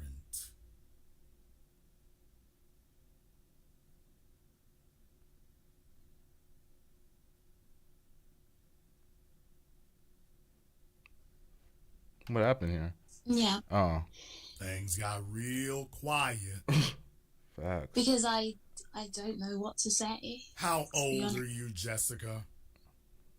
28. You are too damn old to be this silly. You are too damn old to be... Now, this with the behavior you're doing, you're too damn old to be this obstinate. In the face of raw white supremacy, you're sitting up here trying to be an apologist and argue away about it. And that's dangerous. That's dangerous because other black females and other black people will hear you acting this silly, and they'll sit up here and follow up behind it because they think that you have some knowledge or understanding that they don't, that the situation's not that bad and it's not that dangerous. They'll sit up here and listen to you, and you'll mislead them. You're hearing white supremacy, but you're refusing to call it white supremacy, so you're telling everybody that's not white supremacy. So when they hear that or something 5 degrees worse than that, they'll say that that's not white supremacy either. Then it all becomes, quote, ignorance. So she's just erased the definition of racism and white supremacy altogether. You can tell I don't do these conversations. You don't have to do the conversation. You were born it.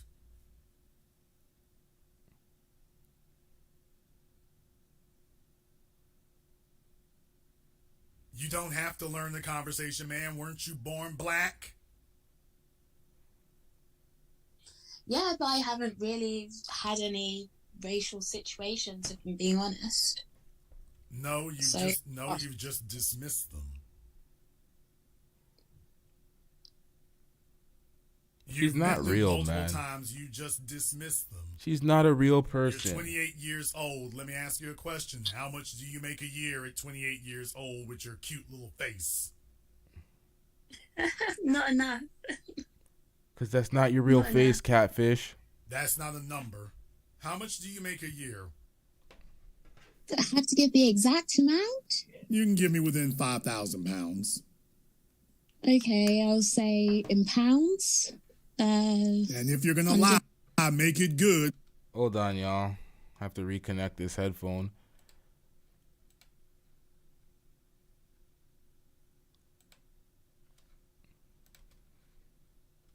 I got follow-up questions, so if you're gonna lie, make it good. Under 40. Okay. Do you think that the do you think that the average white female Londoner makes 40,000 pounds a year at 28 years old? No. You don't think that's because of race? No, I think this. I literally just asked you a racial question.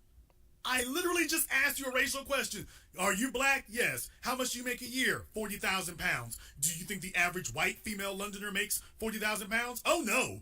Do you think it's because of race? No, I don't think so. No, because the average person earns less.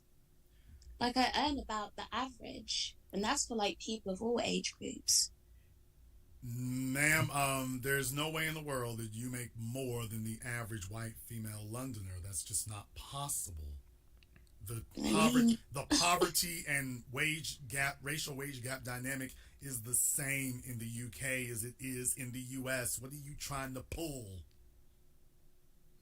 What are you trying to pull? I kind of earn about average, to be honest. No, you ain't. That's men and women, all ages, all races. You think that you're telling us that the average, that you make more than you just said you make more than the average 28-year-old white female Londoner. Yeah. I'm sure if I got the specific number, it would be more. I'm sure if we made up the specific number, it'd be more. I mean, I can go look for it. I don't know ma'am. off my head. Ma'am, what do you have a degree in? Numbers. What do you have a degree in? Business and finance. Okay. 28 years old. There's not very much you can do with a degree in business and finance at 28 years old. I mean, I'm doing okay.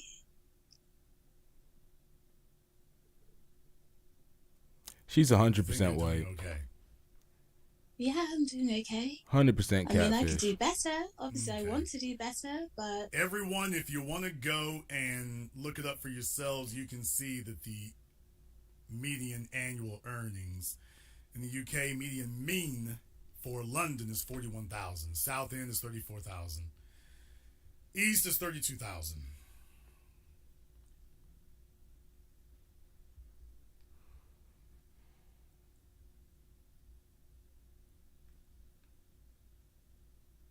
Any more questions?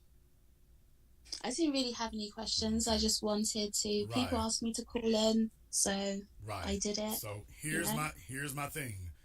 Even if we take into account a median of around, let's just say 30,000 pounds. Let's just go ahead and say that.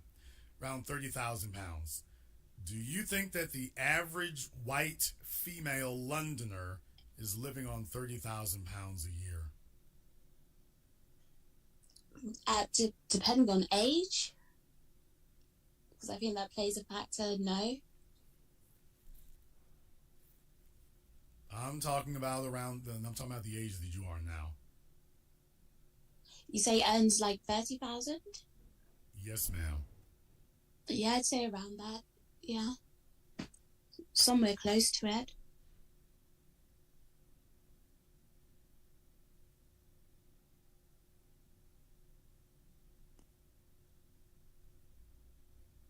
Okay. According to Varbs.com, female wages in London average 48,838 pounds. Male wages average 63,719. Mm-hmm. And you're saying that you make 40. Yep. You don't see a problem. Well, most of the people in that category are going to be older because there's going to be people in their 30s. Yeah, but the thing 40s, is, 50s, but according to you, you're a working professional with a degree. According to you, mm-hmm. Right? You're 28 years old. When did you get your degree? 2000 and the late 2000 teens, I'll say. I don't want to say specifically when. Okay, 2016. A bit later. Okay, 2019. I don't want to give the specific year. Ma'am, do you think that shows something? That's been 4 years, ma'am. What do you think you're supposed to be doing in 4 years? Working like I am. Yes, ma'am.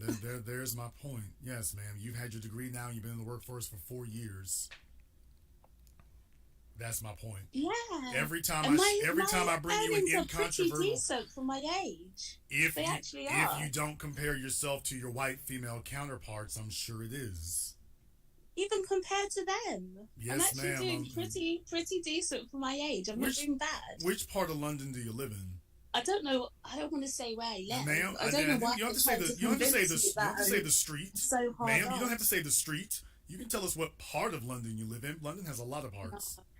I don't want to do that. She but doesn't I want don't know why you're to. trying She to, doesn't want to to say what convince part. me I'm so. She doesn't want to say what part of I'm London so she lives hard, in. hard up. Man, first of all, if I wanted to, I could just get enough people to tell me where you live at. So I mean, that's not a big issue there. I'm just asking you to be nice. But folks, they're saying they see she sounds like she's from West London. She sounds like she's from West London. She's trying to conceal herself, but she sounds like she's from West London. I can sound like I'm from wherever. I I don't get the point that you're trying to make. Because you're trying to convince me that I'm poor. Folks in London know that it takes different incomes. For example, the difference between Essex and Sussex. There's a difference between those things. So how much those geographic locations literally tell people how much money the person makes. He's trying to catch her. Yeah.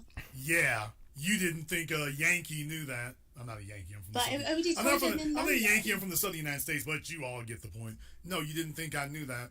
But by the way, told him in London. The geographic place, London. People in London know this. That the geographic place that you're from over there, they can actually tell you how much money you make, simply by knowing where you're at. Yeah. I would say this: to stay in London, you have to make a certain amount. It's not cheap.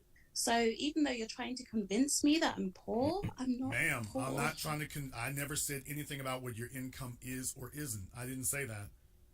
I did not say any such thing. I simply said in comparison to your white female counterparts. Even in comparison, I'm doing okay.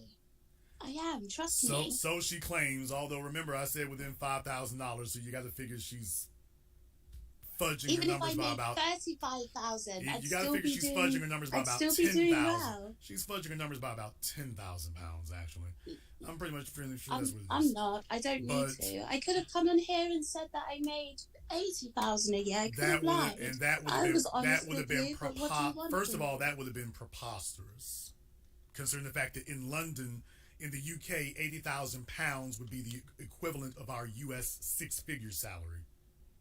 So that would be insane for you at 28 years old with a finance degree to claim they're doing that. So you'd have to find a different degree. You'd have to name. Now, I think one of the most important topics we got from this entire live stream was the immigrants are harder worker than Americans or vice versa. That conversation, I'm going to table that for another day. But that conversation is definitely going to be its own live stream, and we're going to have a discussion about that. I'm probably going to have to open the call-in lines for that, open the StreamYards for y'all. But we're definitely going to have that discussion. That's a very important discussion to have because there's so much cap and self-hate in that conversation that people don't understand how they're underrating their own people. But let's get into this. Name a different degree in a different age because you said you've only had it now for 4 years. No. So you have to pick a different career and a different degree in a different age. What I'm saying is, I told you the truth, and then you're trying to tell me that I'm basically like poor.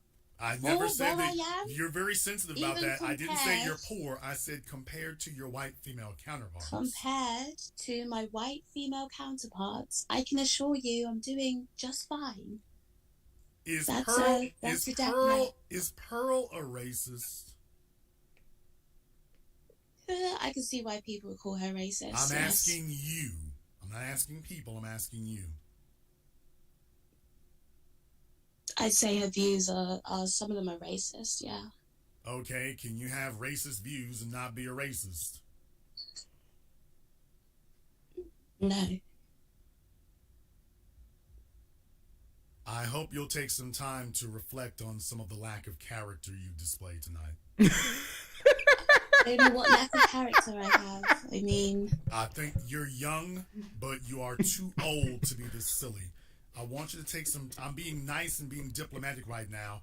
I'm not being caustic. I'm serious.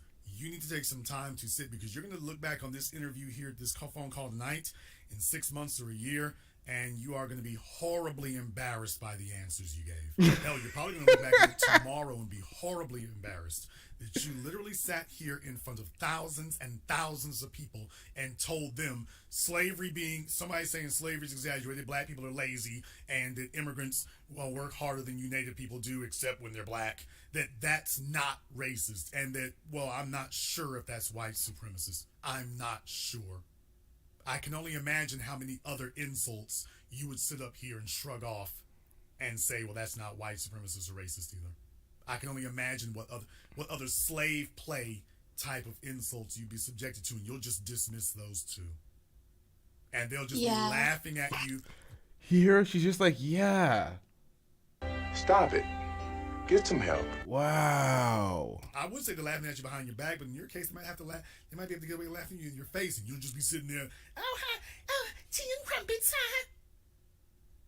That's not something. That's not something to be proud of. People want in this situation is either candor, honesty. Don't insult people's intellect. It's like don't insult people's intelligence. That's all people want. People do not want you insulting their intelligence. That's what they don't want. Yep, she's a flip flopper. Miss Catfish fake profile is a whole flip flopper. She's saying one thing, Pearl hops in her comment section, she switches her tune. She's saying one thing, this guy pins her to the wall, she switches her tune.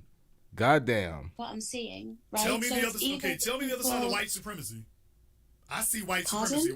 I see white supremacy. What's the other side that you see? I'm talking about how people are reacting to the situation. Yes, I see white supremacy. What is the quote other side? You said there's two sides. I only see one side. The other side What's the other one? is white savior, right? So it's either like Pearly can do no wrong. Pearly saying what she said was no problem. Or on the other side, it's like Pearly's the most evil person in the world. I don't know if she's the most evil person in the world, but I do know white supremacy and racist when I see one. And you're claiming that you don't see that. You're claiming that you don't see that. It feels like that's what people want from me, and because I'm not doing it, people on both sides. Nah. Even I kind of minimized it a little bit by saying she's just disrespectful. Nah, that's full on racist. You're grinning teeth with a chest out racist anti-Semite. You're adding on racist rhetoric. You don't get the apology was cap as hell. You could say she's racist and be confident with that answer from what you've seen. You can say that. What it means is everybody needs to know where you stand so that they know within the company of white supremacists, they know the folk they can trust, and then they know the people they can't trust. In my personal opinion, I think most people are race loyal and their race first, so they put their race first, and it's about how far you stretch that into being racist. But I think most people support their race first, and you can clearly see it in their actions. Be kind of deluded to think otherwise. If you don't trust me, then you don't trust me. I gave my views on my stream. I gave my views to Pearly when I was on Obsidians. If you don't trust me, then you've made your point very clear that I think she said some racial things, but white supremacists, not so sure. Are you sure you don't want to try to clarify that now before you go? No. Okay. Remember, you've made your choice. Okay. All right. Well, thank you for having me. Thank you for having the conversation. Yeah. Watch your back. Although she might not be smart enough to be able to do that. Let me go ahead and see if I can get my man Pascal up to bat. Y'all have had me out here for 5.5. I'm gonna wrap this up in a minute now. I don't know if I'm taking any more of these calls. Taken for the last 6 Irish backgrounds. No. Oh, she's still here. Speaking to someone who Destiny. Wait, Destiny? What are they talking about? Destiny? If we were to draw up a league table of black people on planet Earth that put in work, number 1 would be African Americans, FBA. Number 2 would be Black British. You know, this kind of coon behavior, it's not indicative of black people in the UK. You know, we put in work. You know, you Google. I mean, I'm born and raised in a place called Tottenham, Brixton. Folk forgot, brother. I was covering that when it happened in Brixton. We was cheering over here about it. Yeah. I mean, I'm born and raised in Tottenham, and everybody in the UK listening now knows Tottenham has a reputation for two things.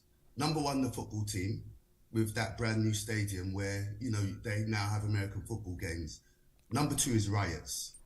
You know, we turn up and, you know, and we know what racism is. We know what racism is. So if a black British person tells you, you ask them direct questions, you 100% correct, Jason. She knows what racism is, and she knows what Just Pearly Things does is racist, and what she says is racist. I mean, it's just textbook racism. A white person can't make it in America. They come to the UK, they surround themselves with coons, and then they play the puppet master.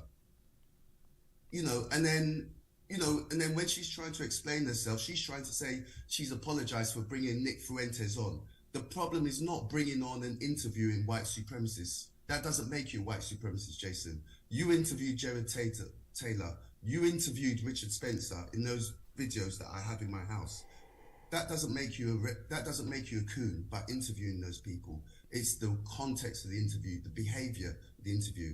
When the guy was spouting racist nonsense, she was giggling along with him. And then she added. Exactly, she added. Talking about slavery, talking about black people. He was disrespecting.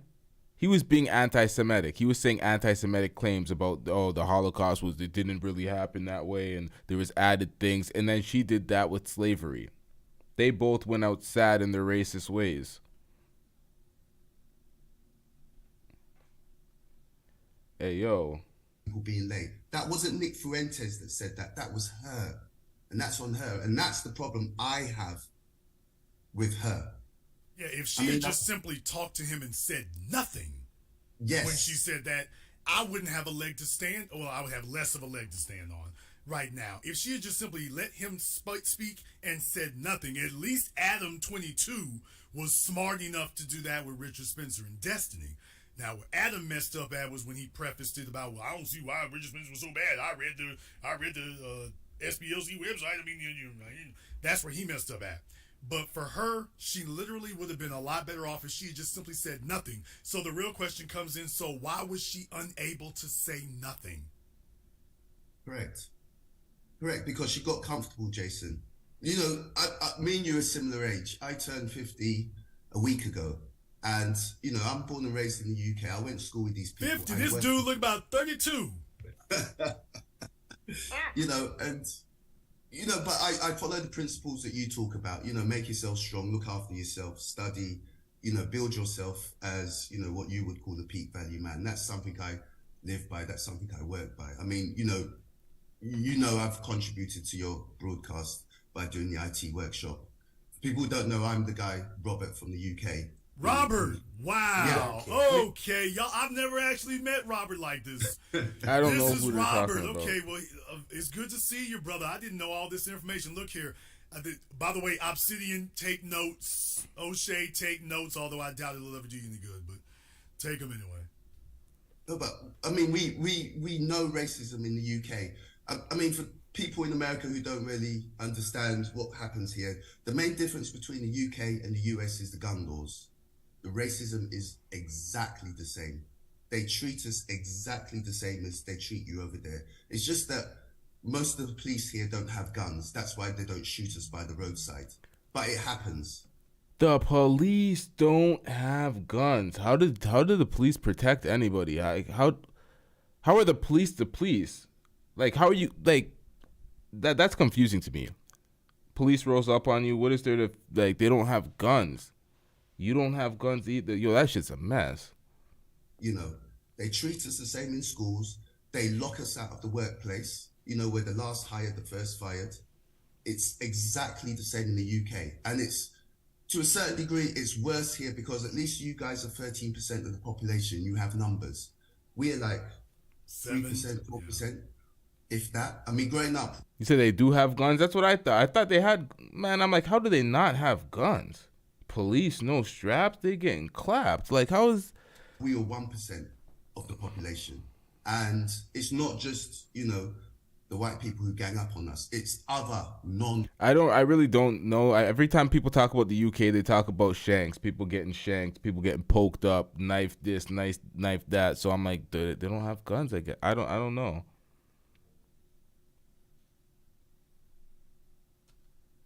Yeah. White people that gang up on us. You know, I don't know if you're aware, Jason, but, you know, this country is run by people from Asia. Like as in our Prime Minister, our Home Secretary, which is the same as your Secretary of State.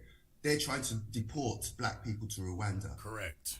You know, we've got black people here who are British citizens that they're trying to deport.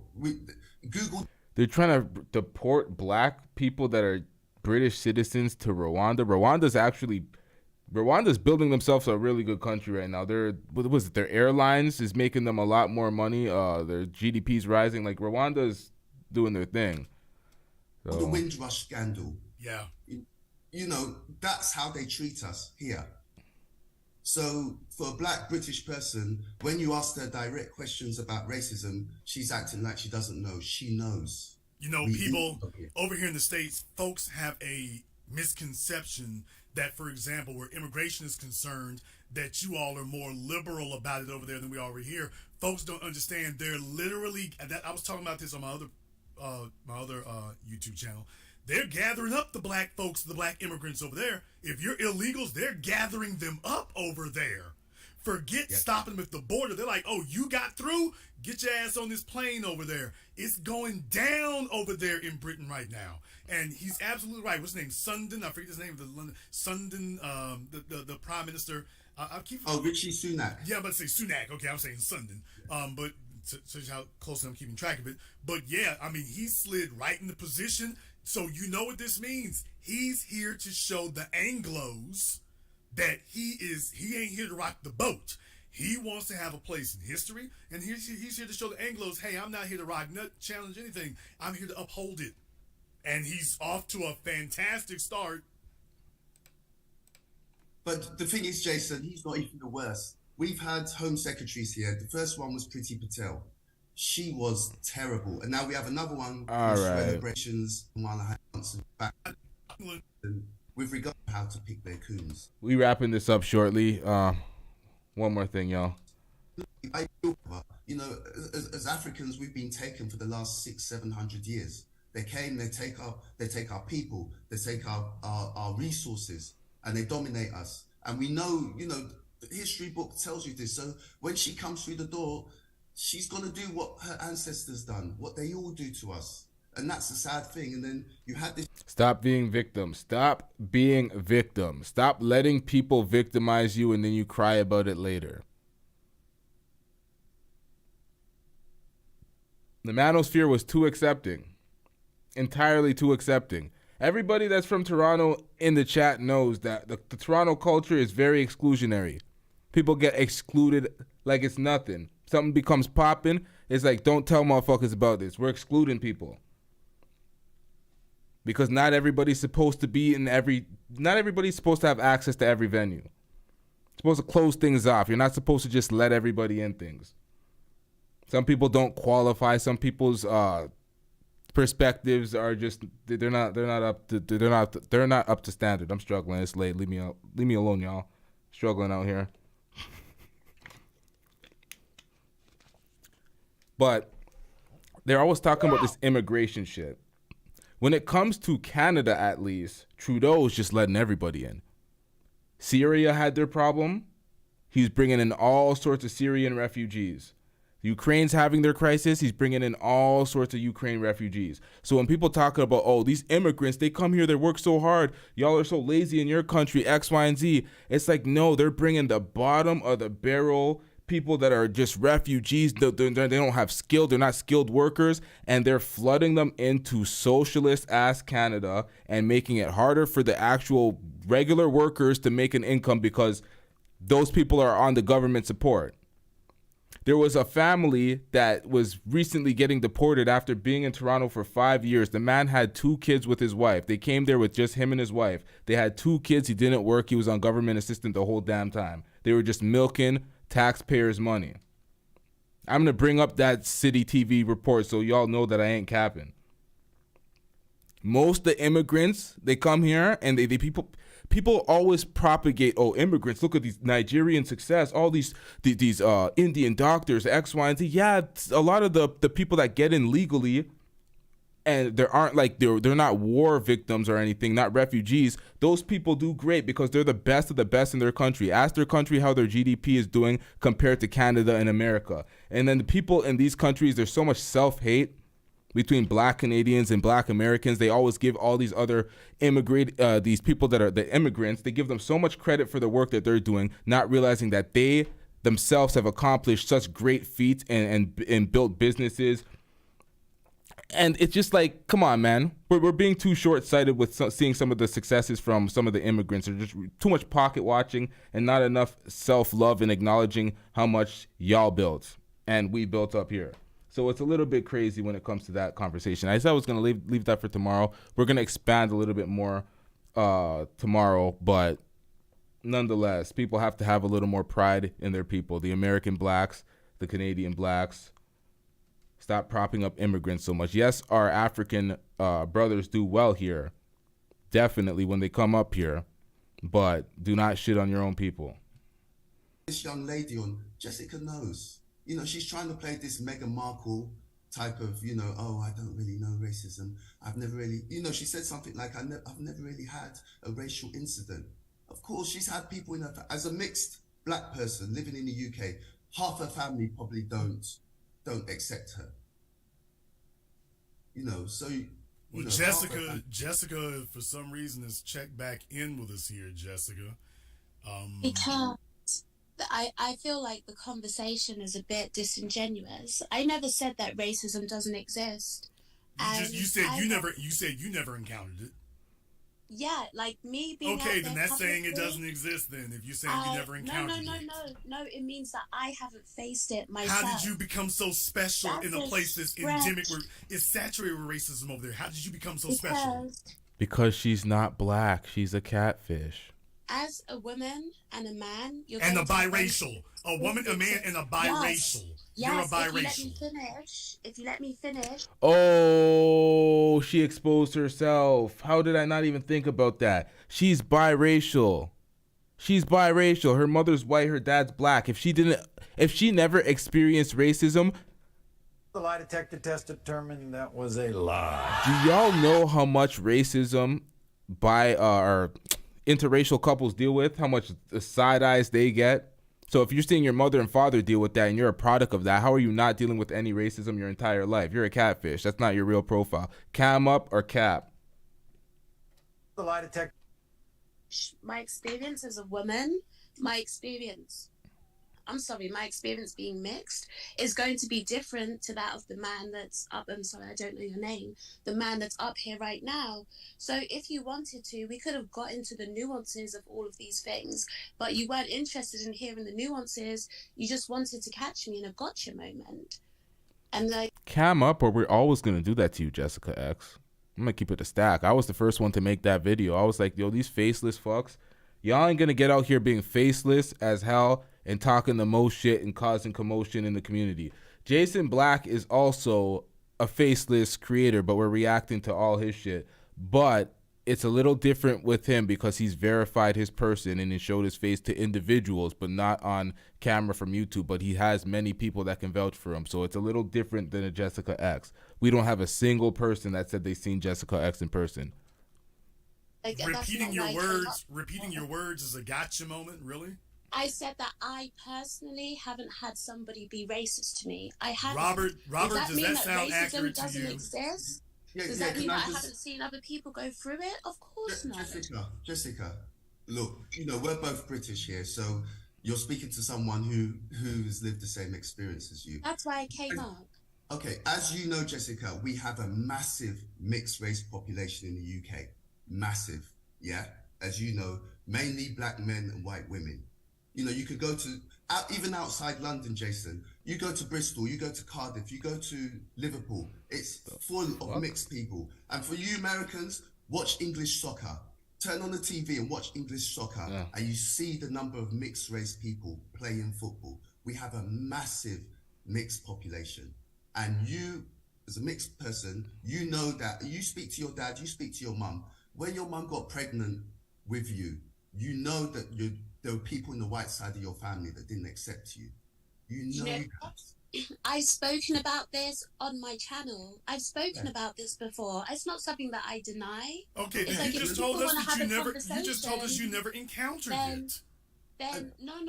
That was the situation with my Wow. parents, right? So we're talking about what I faced out there. Now that's why I said if we wanted to have a conversation, you could have asked me questions. I would have answered. No, you could have answered honestly the first time. You have encountered racism in your own family. No. Yeah, my mum had problems with my granddad. Yeah.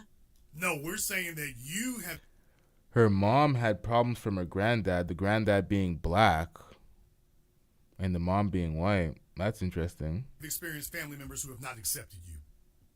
No. But was there tension in the beginning? Yeah, when they got together there was. And that's why I've told people when they speak about passport bros and they want to go to Italy. I've said before, Italy is a very racist country. Very racist country. So Yeah, when but people just not came where out you are. to be- Okay, but just not where you are. Here's a little secret for a lot of motherfuckers that don't know why people in Toronto laugh at passport bros. Because it's great to get a passport. You should have your passport. You should be traveled. You should, it's good to travel, take a vacation, go see other countries and shit. But Toronto has every race of girl in the city.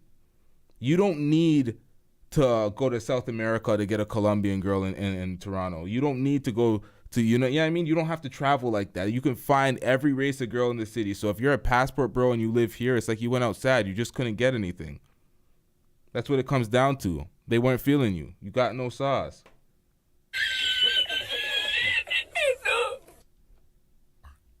No, but that's my lineage, right? Italy is racist, but London isn't.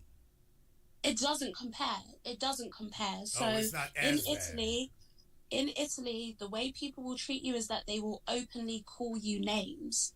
And I saw it on an extent that I've never seen in London, right? So there's levels to it. But to act like I'm outright denying that racism exists, that's not what I was doing. So I feel like that's not right. Okay, Jessica, can I just jump in? Yeah, a couple of things. Yeah, when you was and what me and Jason is saying about you not saying racism exists. We're not saying that you deny racism exists. The examples he gave you of racism, you were acting like you weren't sure whether that's racism. You know, in the UK, people don't run around. I mean, I'm a lot older than you. I'm old enough to remember things like the BNP and the NF, yeah, when they were actually, putting graffiti through, on people's walls. I'm old enough to know that. You're a fair bit younger than me. You're the same age as like my children, my nieces and nephews. So you never went through it. And like, as you growing up, it's very rare for people to throw the N-word around and racially abuse you directly. But you know how they treated us going to school. And I know it still happened because you're only 3 years older than my oldest daughter. My bad. I'm gonna have to cut this conversation, and I have to answer some of y'all in the chat. My bad if y'all are into that. Y'all go to what's his channel called again? The Business, Jason Black. If y'all want to just watch through whatever we're reacting to in this video, but I gotta address the chat a little bit. Seasoned Life says, I think the passport bros are leaving for less westernized traditional women.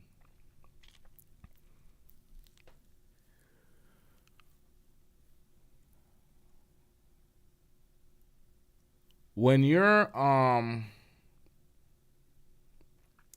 one of these Manosphere Revenge of the Nerd ass niggas, when you're one of these passport bros that need to go outside of the country for more traditional women, it's because the women here see much better than you and you're not really competitive in the field, and that's just what it comes down to. Even in the West, you can have multiple women that are traditional, that are feminine, that are cooking and cleaning for you, but you're just not that guy, and the competition is thicker out here. Pause. That's what it comes down to. The competition, there's more competition out here, so they go to these other countries, so it's a lot easier for them to be that guy. That's what it comes down to. They get a little money out here, it doesn't matter. Girls are still looking at more attractive guys that they're not. They don't have the clout. They don't have it's like if you don't have everything, if you don't have looks, money, status, everything, girls are gonna overlook you for other people. In Toronto girls complain about dating way more than dudes do. The way some of these passport bros and some of these other niggas complain about dating in their city, the dudes aren't complaining that much. The girls are complaining. Why? Because the girls are sharing the same guy. It's the same niggas fucking all the girls. So the girls are complaining, oh, these guys are dogs, these guys are X, Y, and Z, while the guys are running around town having fun. It's way different. Niggas is running around like, goddamn. Still here. Man, the drop ruined the joke. It is what it is. But niggas is having fun out here. It's a little different. Not speaking personally, I'm talking about the field. Like, it's a little different. There is people that are obviously on that wave that are desperate, down in the dumps, begging for a traditional woman. But for the most part, I don't see that as a common thing out here in the city so much. Like, of course, people are looking for traditional women, but the passport bro movement isn't such a big... Like, of course, there's traditional women in the city, but there's still a problem with modern women. I'm not going to ignore that problem. Like, people still complain, but it's not nearly as much of as an epidemic as like some of these places that encourage passport bros are. It's not really that. I don't know if I'm making sense right now. It's kind of late. Let's get back into this. So you're her age, and I know the insidious racism that happens. You know how it happens here. They don't come out directly and call you names. They don't directly come out and say, I'm going to treat you like this because you're black. But you know, going to school, you do something wrong, you go out with your white friends, you all do something wrong. When you get caught, you know you get treated harshly than them. You know you get punished more harshly than them. You know there's the little racism moves they pull here. Because the thing in Britain, they're very, very clever the way they do it. You know, and they always give themselves an out. But us as black people, when it happens... Yeah, Tim Simmons. Yeah, social media is a big contributor, definitely. But the thing is, I don't want people to get it twisted and act like there's a lot of modern women. There's a lot of girls that are for the streets in the city. There's still a lot of those problems, but at the end of the day, it's not that bad. It's not the end of the world. You can't be having such a scarcity mindset out here. To us, we know it happens. And when you're talking about levels between Italy and the UK, there was a story in the news, Jason, I don't know if you're aware, but the police came in to a school in Hackney and strip search a schoolgirl, claiming that she had guns or knives or drugs. You've heard that story, Jessica, yeah? Yes? I haven't heard that story, no. I haven't heard that story in particular. But I've said that institutionally, there's racism out here, right? There's racism in the fact that... Seasoned Life says, I personally, you don't police men and their choices. They can do so they can do them in my mind. Yeah, but everyone can do what they want to do. Everybody can do what they want to do.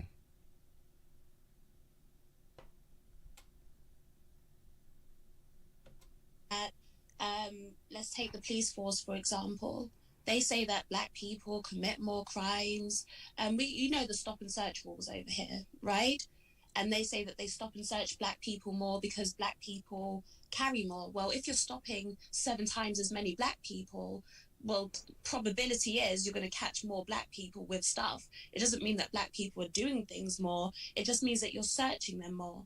They're not catching them with stuff, though, Jessica, please. Let's be honest here. They're not catching them with stuff because 90% of the stop and searches, they find nothing. Yeah. No, but I'm saying that if you're stopping people more frequently... I know, but even though they're stopping more frequently, they're being disingenuous. No, they had stop and search, stop and frisk in Toronto like crazy. They had carding. They made carding legal, so they would just run up on people and ask for identification and just throw people in the back of cruisers and shit. It's mad discrimination out here.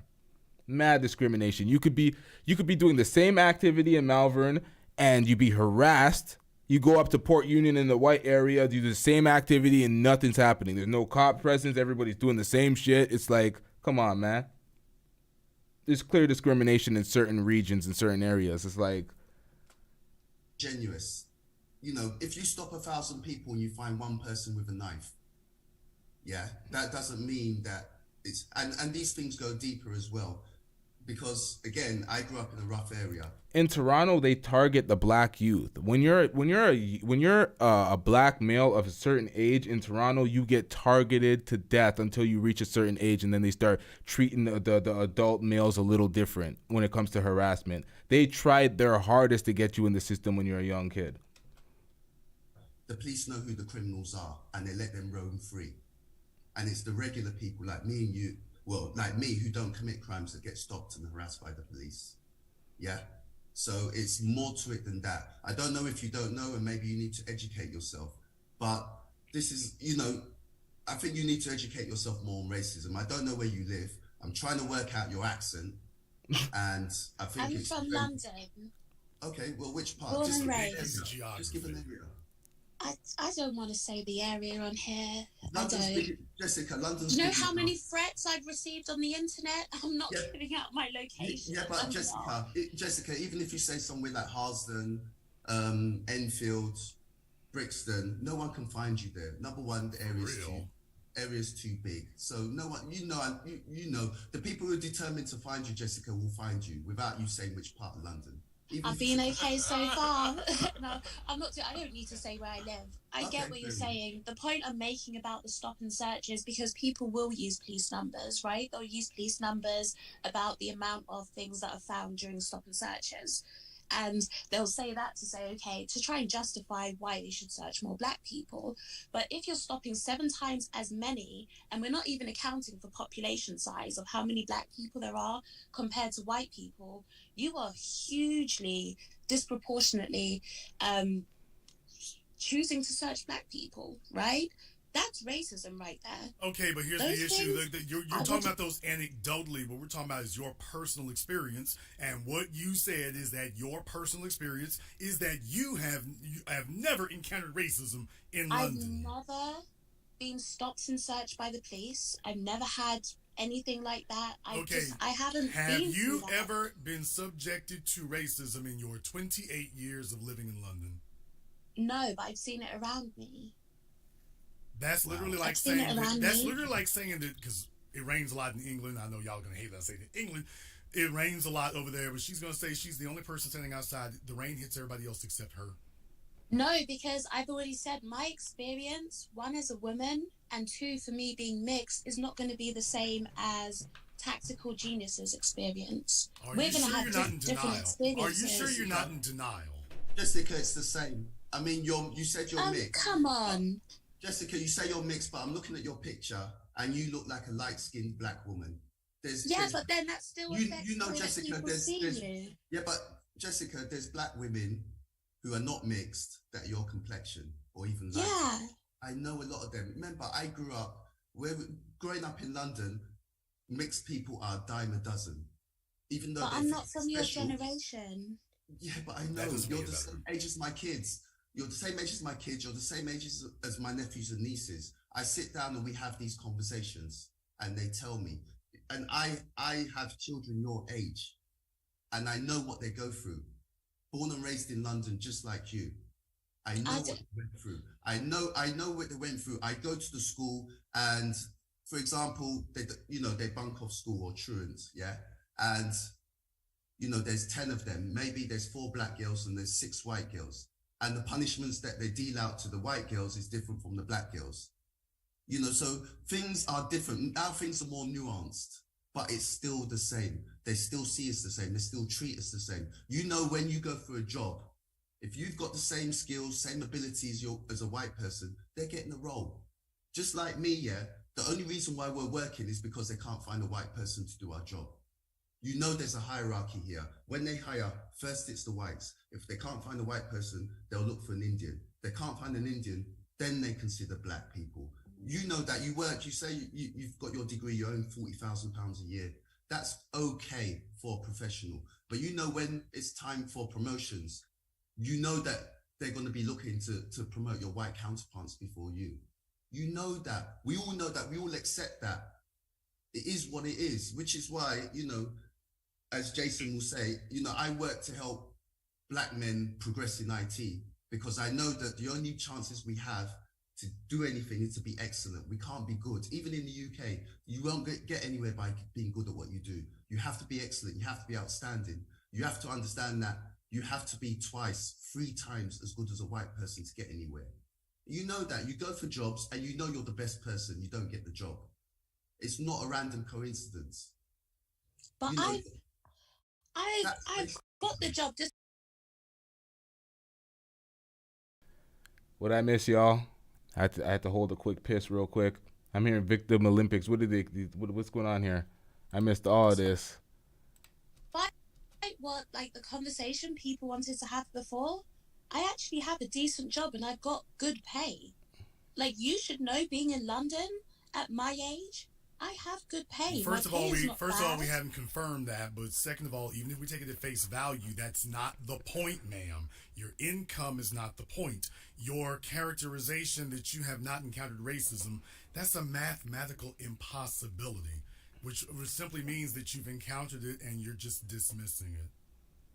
Do you want me to say that I've faced it? Because it's almost like you're trying to force me to say Ma'am, what we're saying is we're not here to convince you of anything. What we're saying is that's a mathematical and physical impossibility. How is it impossible? Robert. It is impossible. You know, we both live, well, I don't live in London anymore, but we both lived and grew up in that situation. And things have changed slightly between yours and my generation. But like I said, I have nephews and nieces your age. I have kids your age. I know what they've gone through. I know what they've been through. And I find it almost impossible for you to say that you haven't experienced similar things to them. And I haven't, because when you're talking... And some of the people in my family are mixed.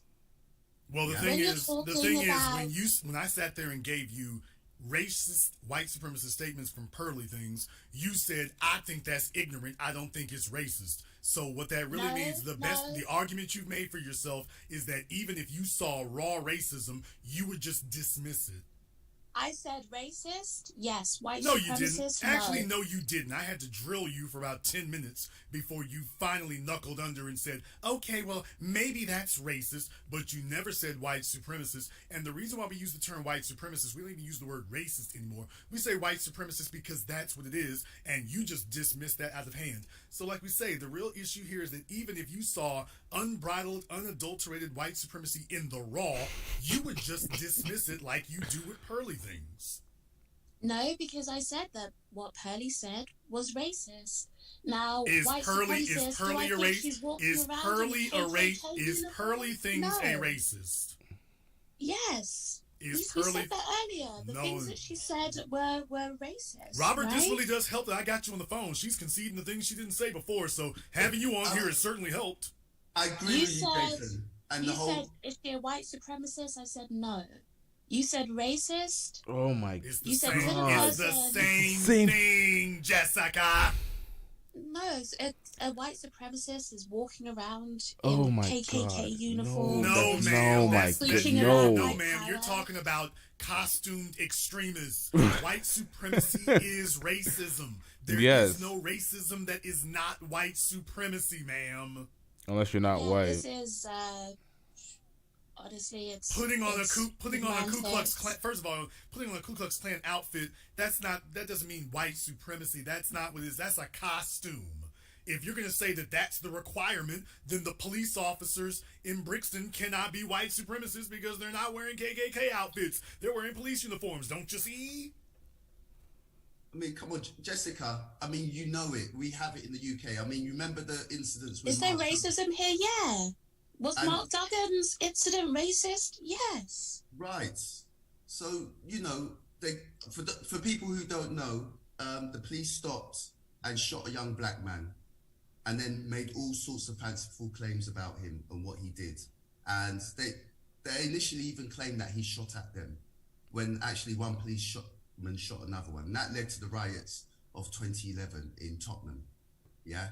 And we all saw it as racism. You know, there was a young man who, if he's alive, he would be about my age, who, you know, the person who was stabbed by a group of white boys about the best part of 30 years ago, Stephen Lawrence. You know, we have it. And these guys walked free. They ganged up, they stabbed the black boy to death on the street, and they walked free. And the police turned up and they refused to give him first aid because none of them wanted to touch a black man. And rather than trying to find these guys who... All right, one's in the chat if you want a different part of the reaction. You want to get over the Jessica X, because he speaks to some other people that are more insightful than Jessica X that have some matters on the conversation. So I was supposed to wrap this shit up a long time ago, but I guess we keeping the stream going. who had stabbed him and were just walking away. One's in the chat if you want a random different point to listen to. Two if you want to keep it on Jessica X. Across the road, they were trying to harass his friend. Yeah, so we have racism here. You know, we have white supremacy Of here. course. We have our paramilitaries here.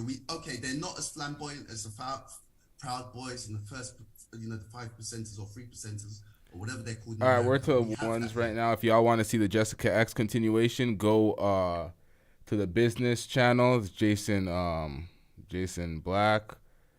Let's get to this part. There was also a good caller that called in at one point in time. Hold on, y'all. I did not see this whole stream. This stream was streaming while I was online, so I seen like the latter portion of it. Let's see this real quick.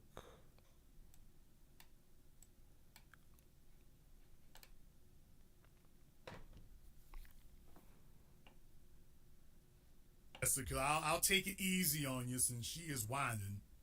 My mods, go ahead and tell Jessica, see if she can do that. It's just dating you, because then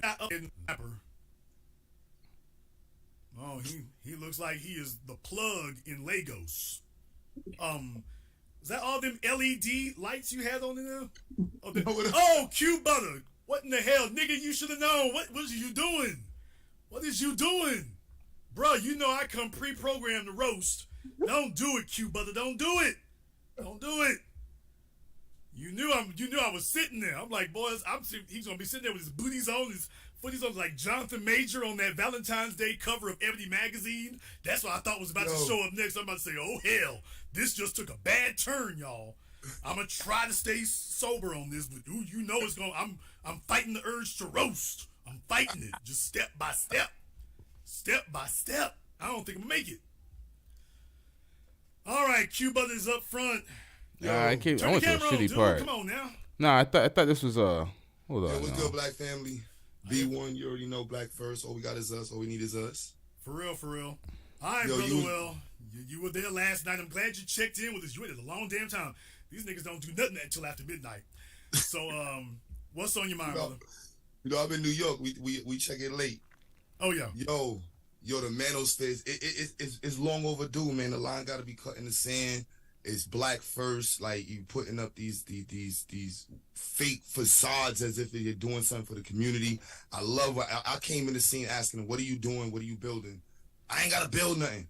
I'm like, how do you expect women to respect you if the first thing you say you ain't got to build nothing? Oh yeah, that was a better one. Pause. This nigga, now we'll play this. And the brother, you just asked him up there, you can't lead and you're not competent. Yeah, that was sad. Nah, I want to find that one. You even notice when you asked them? Nah, that was sad. We gotta go find that one. Then we wrapping this one live up. with the business. What's your name? He cursed that out. I saw it live too. He cursed out that girl Heather. I think her name was. Time is short. Tethers, and then they start spreading out like a cancer everywhere. And you sitting in Arizona. Oh shit, that was Don't do that. Don't do that. Everybody else here listening has done more labor than you have. Well, I'm more educated than most Black Americans out there. Sir, if you are, then why is it you're not applying that education back in Nigeria then? No, that's the common argument that you made. Sir, if you're that hardworking, why are you not hardworking in Nigeria? Sir, if you're that hardworking, why are you not hardworking in Nigeria? I was born here in America. Then why are you trying to talk about people in America? You should be very glad. You should be very glad and very lucky to be here. Most people see the work ethic in Black Americans. And they don't. Yes, sir. The work ethic of Black America is what you and your people fled to come and join. Nobody's trying to go over to where you're from. Do you want to talk about the work ethic in Nigeria? Sir, would you like to discuss the work ethic of Nigeria? I'm not going to talk about the Nigerian scammers. I'm not talking about that work ethic. Would you like to discuss the work ethic of Nigerians? I could go ahead and give you stats right now that show you Nigerian Americans are the hardest working. Sir, you know the stat you cannot give me? If that stat is true, then tell me, why is it that Nigeria is in the shape that it's in if that's what Nigerians intrinsically are? Listen, you cannot. Sir, why is Nigeria in the shape that it's? We changed the system here, sir, without Nigerians, by the way. No, we changed the system here. Sir, we were in chattel slavery. Sir, we were in chattel slavery. We were in chattel slavery, and we changed that. We didn't have civil rights, and we changed that. We didn't have the right to vote, the right to own a home. We didn't have the right to live, and we changed that. Meanwhile, over in Nigeria, they're still working on getting the electricity to run 24 hours a day. I think you want to tell me something about that Nigerian work ethic now. Well, back to the original. No. The original thing is. Now, this is what it comes. This is why I had to. We have to table that conversation to actually have this conversation about hardworking Black Americans, Black Canadians, Black or Nigerians. Like we gotta have these type of conversations, because what resulted from Pearl being or having a racist moment with Nick Fuentes had Black folks split, people calling her a racist, calling her out, holding her accountable, and then the folks caping for her, trying to prove her points were factual and basically saying that immigrants work harder. So it created a whole different side conversation now where Black folks are talking about lazy Americans versus hardworking immigrants, and now there's infighting. This is ridiculous, but we need to have this conversation because there's too much self-hate in the conversation, and if we actually have the conversation and bring out the statistics, we'll find out that both groups are working a lot harder than they're being put off to be. It's just kind of trash right now what people are doing. Too much infighting, too much competition, not wanting to compete globally, just wanting to compete with each other. It's more of the same. But it's really late. I'm rambling on.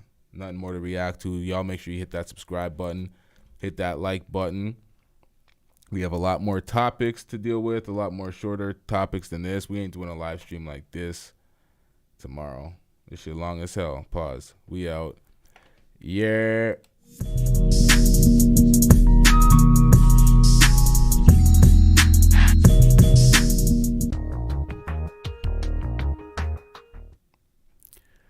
It's infighting when it's two different groups because it's two different groups of Black, but we're all Black.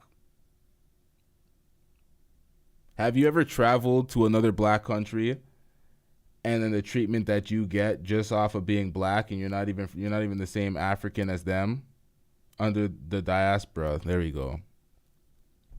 We out.